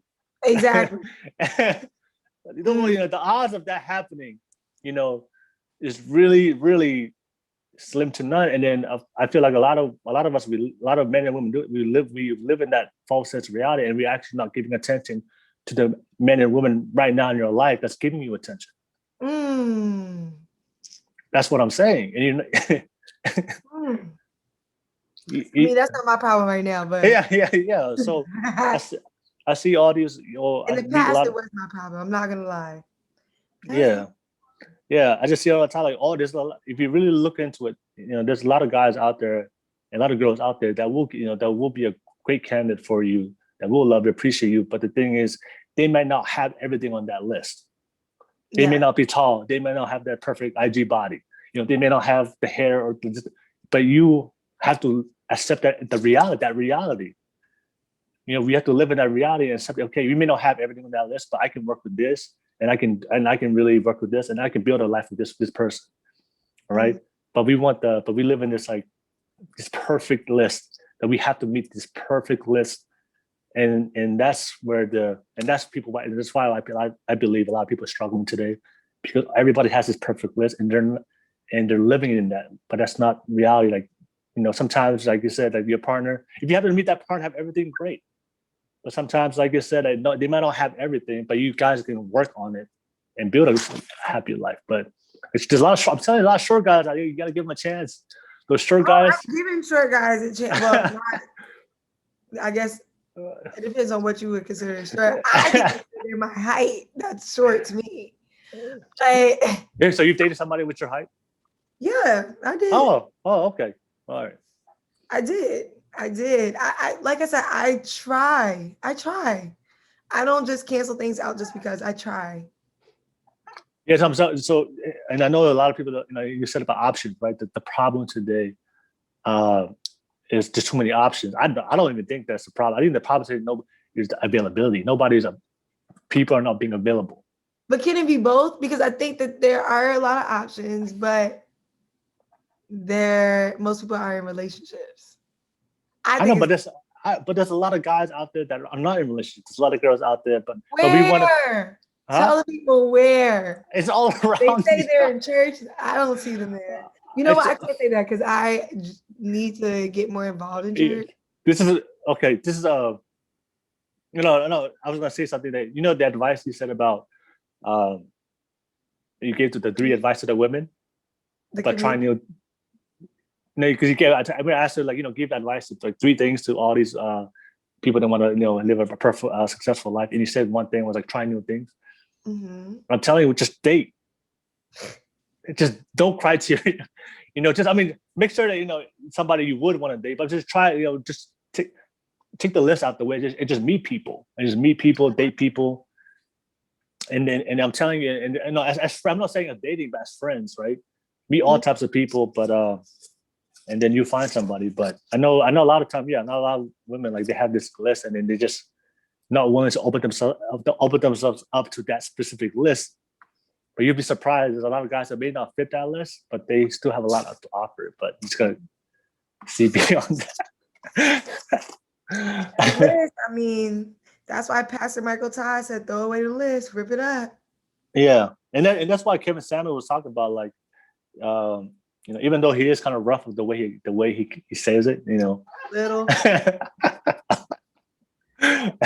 extremely rough the way he says it, but what he's saying is true. Is like, a lot of a lot of women and men too, but I feel like a lot of women now have this list they just want to carry, and then they don't want to settle that list.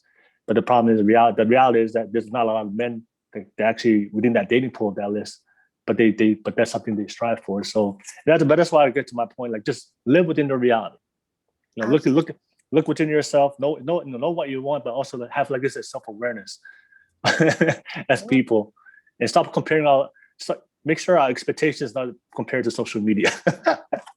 It has to be reality. Reality, yeah. Don't have the social media expectations. No, don't have the expectations of your friends. Now, what is your expectations that's real for you, for your life, for your job, for where you are in life, for your emotional availability, your ability to communicate with some person, like really have that honest conversation.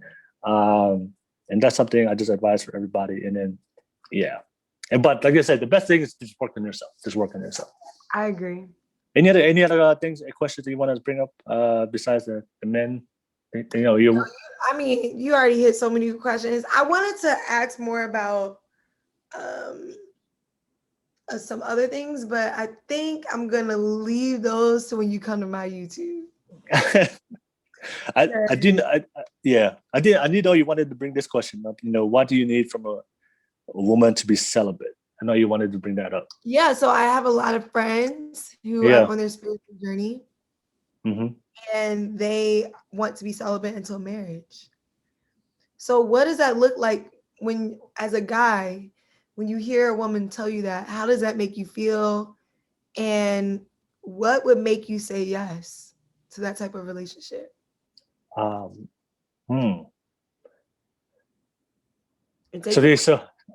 trying to think about that. So they're on a spiritual journey. They don't want to have sex before marriage. Yeah, and they struggle. They struggle with that. So what I wrote was, you said, is it a struggle? No. I mean, they struggle with attracting guys, right? That's what they're saying. Yes, because they tell them that they want to be celibate until marriage, and gone, disappear, ghost. Yeah. I mean, the truth is, the reality is, in today's culture, everybody has sex before. I mean, most relationships for most people, but there are other few like your friends, going on the spiritual journey, which, like I said, is respectful. Everybody, it's entitled to live their life their own way.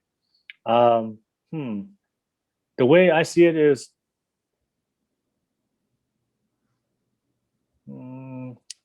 let me ask you, if they're really, really, really looking for a man, and I think it just goes back to our original conversation, right? If they really, really, really want a man that doesn't care, right? I want to ask them is that really the only requirement? So saying them celibate is so that so I want to ask them is that the only requirement? Is that the only requirement a man did they need from it? Or is there more? Because there's more. but that's what I'm talking. That's what I'm talking about. Because I know a lot of guys right now that definitely wouldn't mind that. I have friends. I actually have friends that did that. They waited.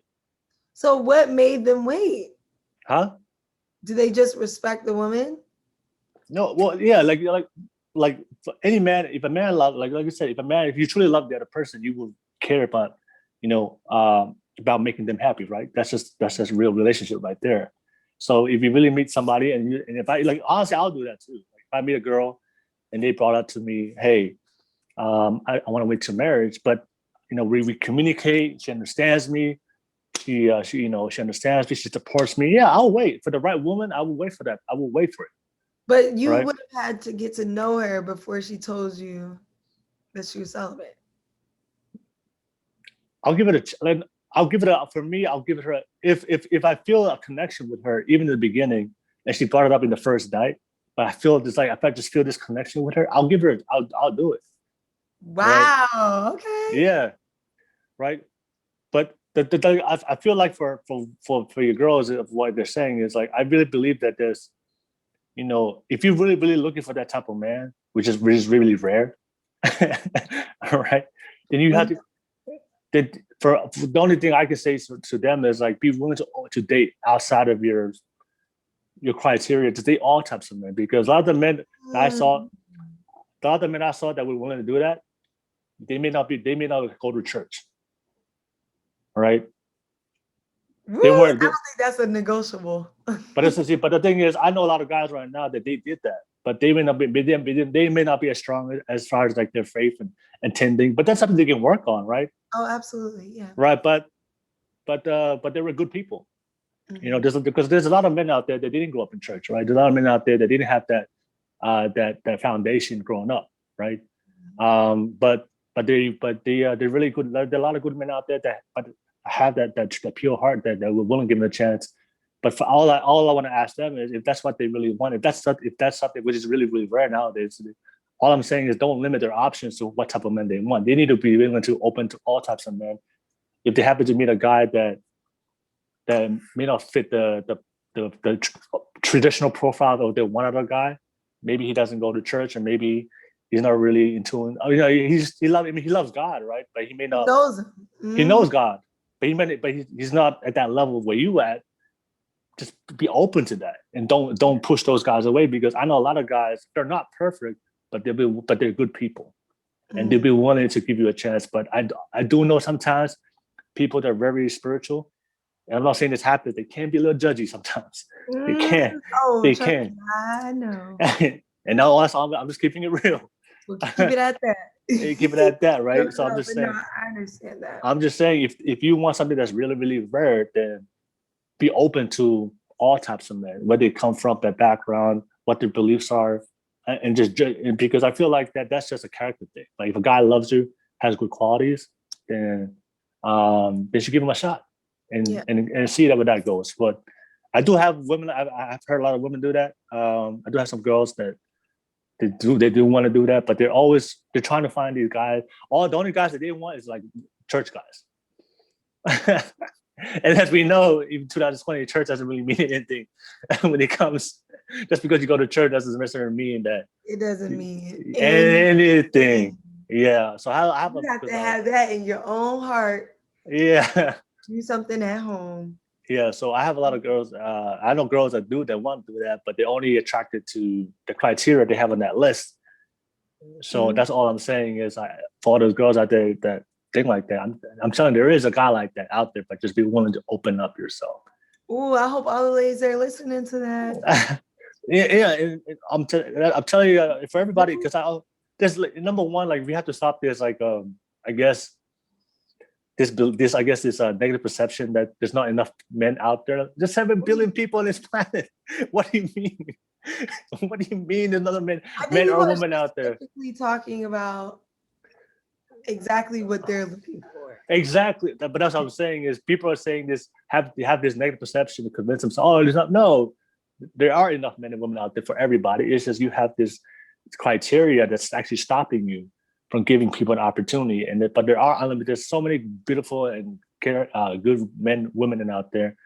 But the thing is, like I said, we have like this criteria. We have this criteria of what we want because of this false sense of reality. But we have to be real with ourselves, and the more real we are, it's cool. Mm-hmm. Yeah, but yeah. That's a good conversation though. That was really good. So everybody that's watching, if you have any questions, any comments, any concerns, we'd love to hear your feedback. Please drop some comments below. But yeah, I think that's the hardest thing now. Honestly, I feel like I used to be a victim of that. For me, I used to I always wanted these type of girls.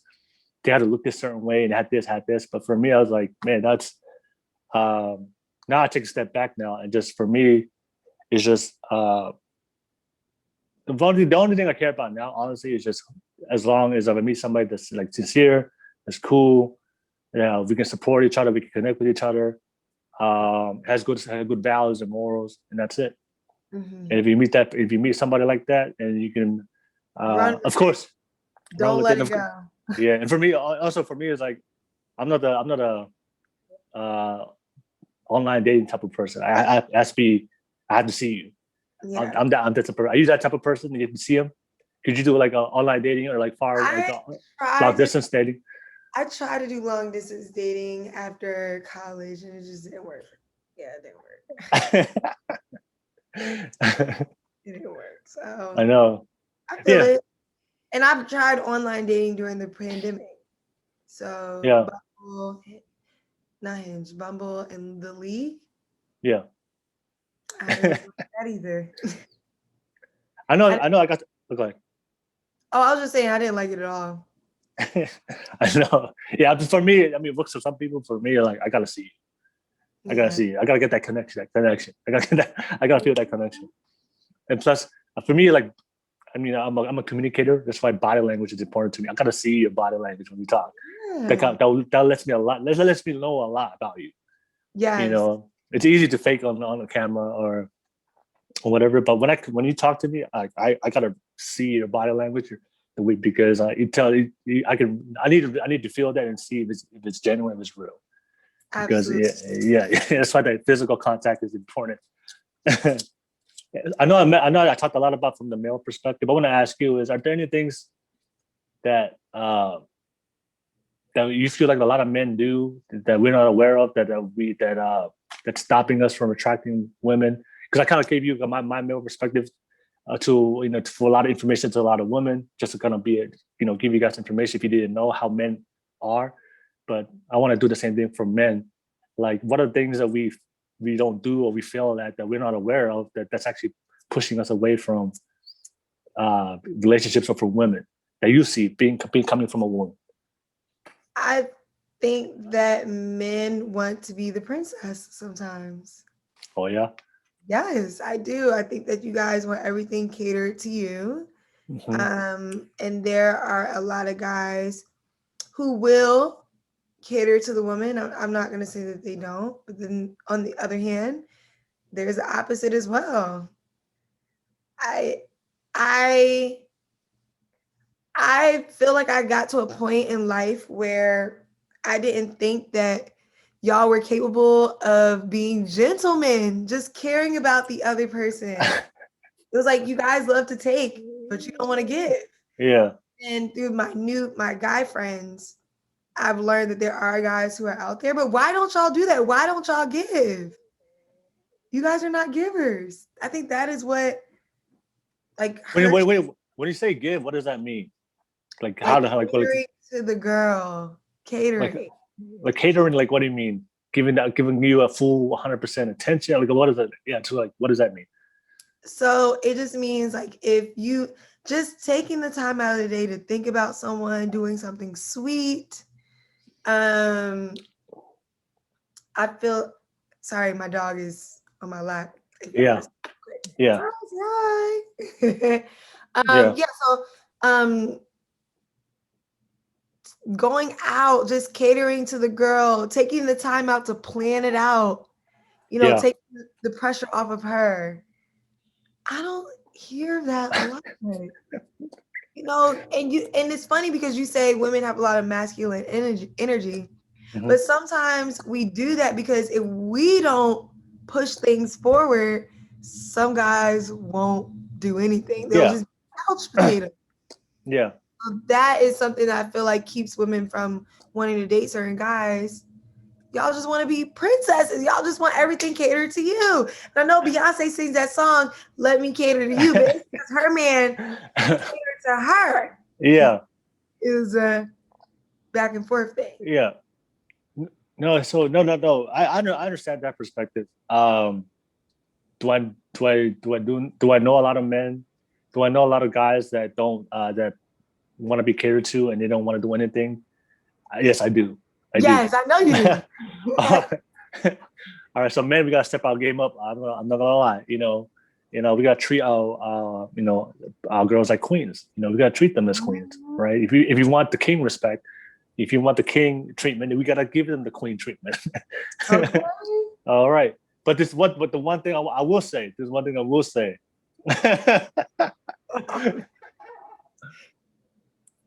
Sometimes I'm saying sometimes I'll say always.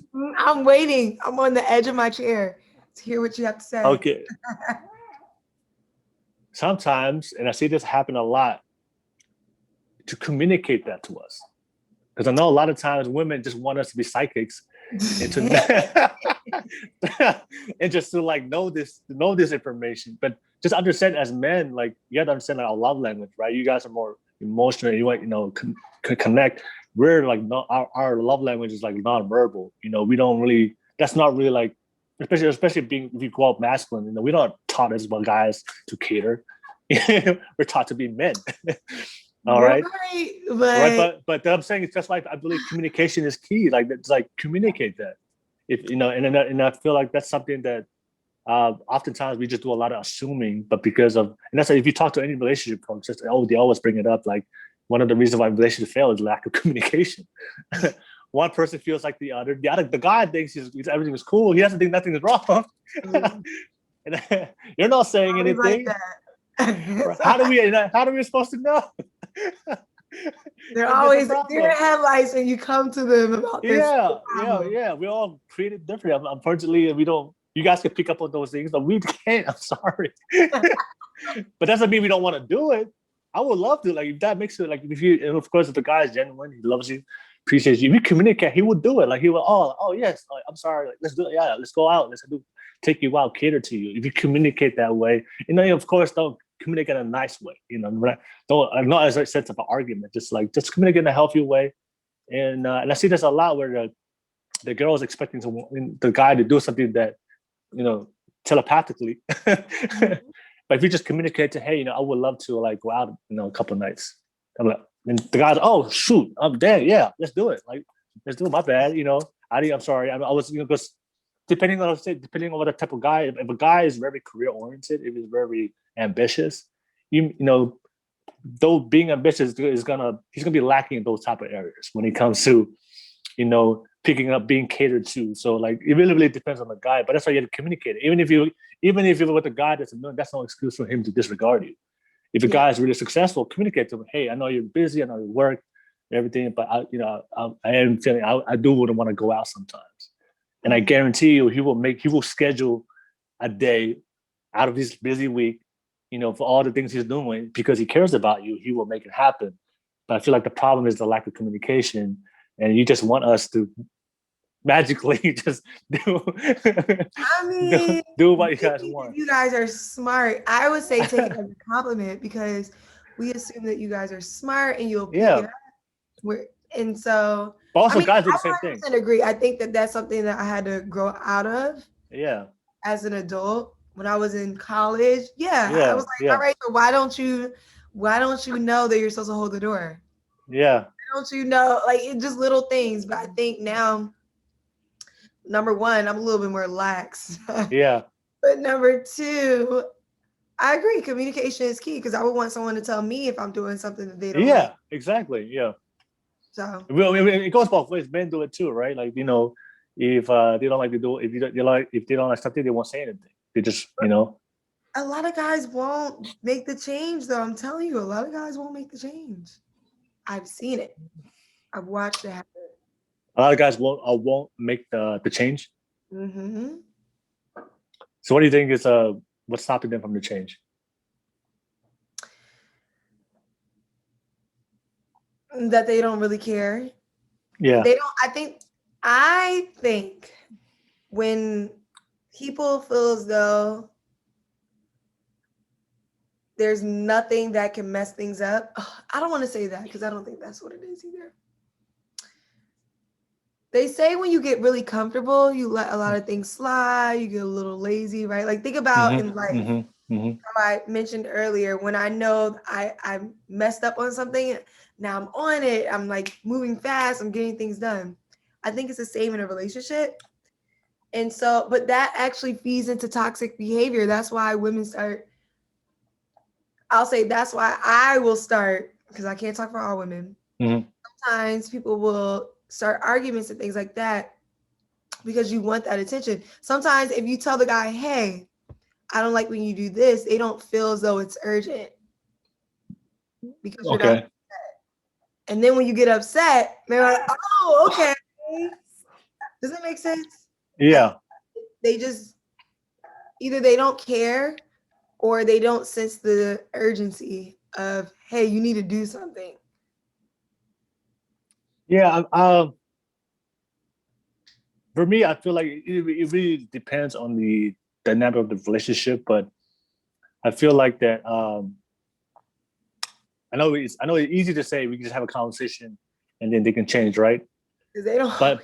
But yeah, they don't always change. But at the same time, I know most people are not really good communicators.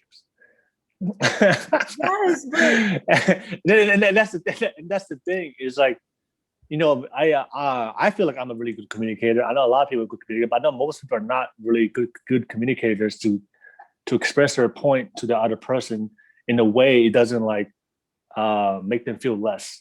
But it's not an argument, or you're just like just nagging or just arguing, trying to start something. So I feel like, because I've seen people, they want to change from their partner, but the way they communicate is actually like it's conflicting. It causes conflict more. So you have to be very careful about like, how, like, I mean, the thing is, there's no right or wrong answer, but I just feel like communication is always the key. But just understand how you're coming about when you want that change from that man. Just get to understand them first, and also like make sure you want that change in a way that's going to uplift both of you. All right, it's just not like once, like, okay, you have to do this because this is what I want. You have to do this because I said so. All right.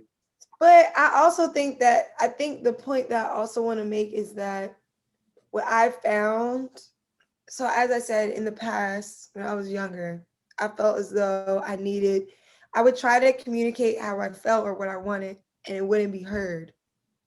And then I would, What's like give me an example of like what changes that you wanted from a specific person, from a person. What I wanted in college. I don't even know what I wanted. My first relationship was in college. Yeah. And I think maybe I wanted to have my own friends, my own identity. And when I would communicate that, I don't think I was clear at the time. And you wanted your own friends? You wanted your own friends? Yeah, I wanted the freedom. I feel as though at the time we both had the opinion of relationships, a certain opinion of what a relationship is supposed to look like. Yeah. And so, yeah, it just I don't know. Okay. Oh, so he didn't like you having friends outside of having friends. I don't really want to say that. Well, I would say that he was very protective of me and wanted me to be around certain types of people. Okay, so for me, that the problem is not that like he wants to. The problem is like he's very territorial. Yes, but I feel as though what I had to learn is there's a difference between someone who there's three differences. There's the difference between someone who has the ability to hear you and make the change. Then there's a person who needs to learn what the change is. Like they don't even know what you're saying right now. It's almost as if like I have this new dog, right? Mm-hmm. And I'm telling this dog, sit. And this dog is looking at me like, I don't even know what you're saying. I hear you. Okay. I don't know what you're saying. I don't know what sit action you want me to make. And then the third part is they just don't care. They just don't like you enough. Well, I feel like that if you're with the right person, I feel like it doesn't matter if it's a man or a woman, they will give you that time and they will respect your wishes. Like if you have, I mean, if you have a change that is really, that matters and it's important, and that person's not giving you no time of day, then we really have to ask yourself, is this the type of person? Is this the right person for me? Because I do know for a fact if somebody loves you, somebody cares for you, and you're with the right person, they will always be open for discussion, healthy conversation, and they'll be always open for you to express your thoughts. And if the change makes sense, right? I have to put it out there. If the change makes sense, it's common sense. Like, of course, we should do it, right?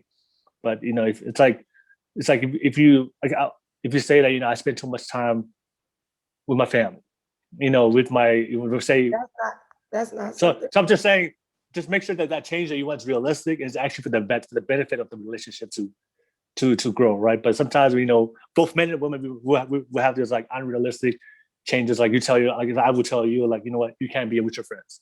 That's not unrealistic. So the change, the intention of the change, what the change is matters, right? Make sure it does make sense. But also, like I said, just the type of, I feel like that if you're with the person that's refusing to make that change, even though that change is common sense and add value to you, to him, and the relationship to flourish, but he refuses to do it, I think the problem is you with the wrong person. It's not even about the change. Because if somebody really wants the relationship to work, if they want this to go far and they want this to go into marriage and a long-term relationship with you, and for me as a guy, if I really care about you, like I will make the changes. I agree. That's why I said there's 3 slots. Yeah. The person who will make the change immediately without question. Yeah. Yeah. There's a person who just doesn't even know how to make the change. Yeah. But he'll be open to do it though. He'll be open, but he doesn't even know. Yeah. Like, that's why communication is key. Yep. Yep. Mm-hmm. And then the third option. Yeah. Don't want you. Yeah. The guy. Yeah. Like if you know the change that you want. Like if you know the change that you want, helping him, helping you, and helping the relationship, then any guy that will outside of anything he's struggling within himself, you just want to put it out there. Sometimes guys are going through shit with their life. They may not communicate to you, so maybe there's something going on with him. Maybe kind of asking, hey, is anything good? Everything going on? But besides, outside of that, if he's clearly that doesn't want to make a change, knowing full well that change is not going to improve the relationship, that dude is not for you. all girl. Okay, because like you want it to work, but he's clearly not making the changes. Then I feel like it's not you're just with the wrong person. You're just with the wrong person, and just gotta find somebody out there. Yeah, that was a good conversation. Yeah, but I know for a lot of people that's hard to just go back into the dating market, especially if you invested with somebody for a long time. Mm-hmm. A lot of people complain, but this person don't want to make a change, but they keep staying in that predicament. You have to move. You have to go too. You have to move, and it's hard because I did that myself. Yeah. But yeah, you have to know your standards. My dad always says, like, no one is going to advocate for your standards like you. People are going to take advantage of you if you say yes. Guys will only do what you allow them to do. So if this is a standard for you and you truly want to use it, you might have to just look outside of this person. And it's even more hurtful when that person moves on to someone else and does everything that you asked them to do. But it's even more confirmation that they weren't for you. Yeah. And you see that all the time, right? When they won't do it for you, but they do it for somebody else. And it doesn't necessarily mean something was wrong with you. It's just, you want the person for him and he wasn't the person for you. Absolutely. So not a lot of people see that. Oh, why he did it for her? That means I'm not. No. It's just you guys weren't meant to be together. Just like jigsaw pieces, you can't force a corner and a middle piece together. But exactly. a corner piece will find another corner piece, and they'll happily connect. Exactly. So you were supposed to be in the middle piece with the other middle pieces of the jigsaw puzzle. I hope that was a good analogy. No, I think you did a really good analogy, honestly. Yeah, like some people are just not meant for you, right? It has nothing to do with them, it has nothing to do with you. But I feel like of course, if it's toxic, no, then that's everything to do with them. It has nothing to do with you. You know your worth, you know your value. But yeah, but I really believe that. I think it's always tell people all the time, like if you really meet the right person, everything will work out the way you wanted to do. All right. Absolutely. Oh, I seen that. But yeah, I guess thank you so much for your time. I really, really appreciate it. We had some good talks. We had some great conversations. And I'll be definitely looking forward to getting on your platform. Can we do part two? Yeah, we definitely do a part two. We still have other topics. Can we do a part two? Yeah, we can do it the part two. We can plan it. But I do want to say one thing I always ask every single guest, every show, if to end off the podcast, can you just share some final thoughts, some words of wisdom, everybody, and we'll end the show with that. So I would like to say, first of all, if you have any debt, do not feel like you are so far gone that you can't come back from it. Mm-hmm. I encourage you to follow me on TMM Consulting on Instagram, YouTube, as well as on Facebook, and to never give up on yourself. And then the second thing is know that everything has a time and place. If you have an idea, if you have a dream, and you do the best that you can, like God will really do the rest. You don't have to worry about it. The timing is always going to be perfect. You just have to trust in Him. And lastly, for my single ladies out there, keep the hope, keep the faith.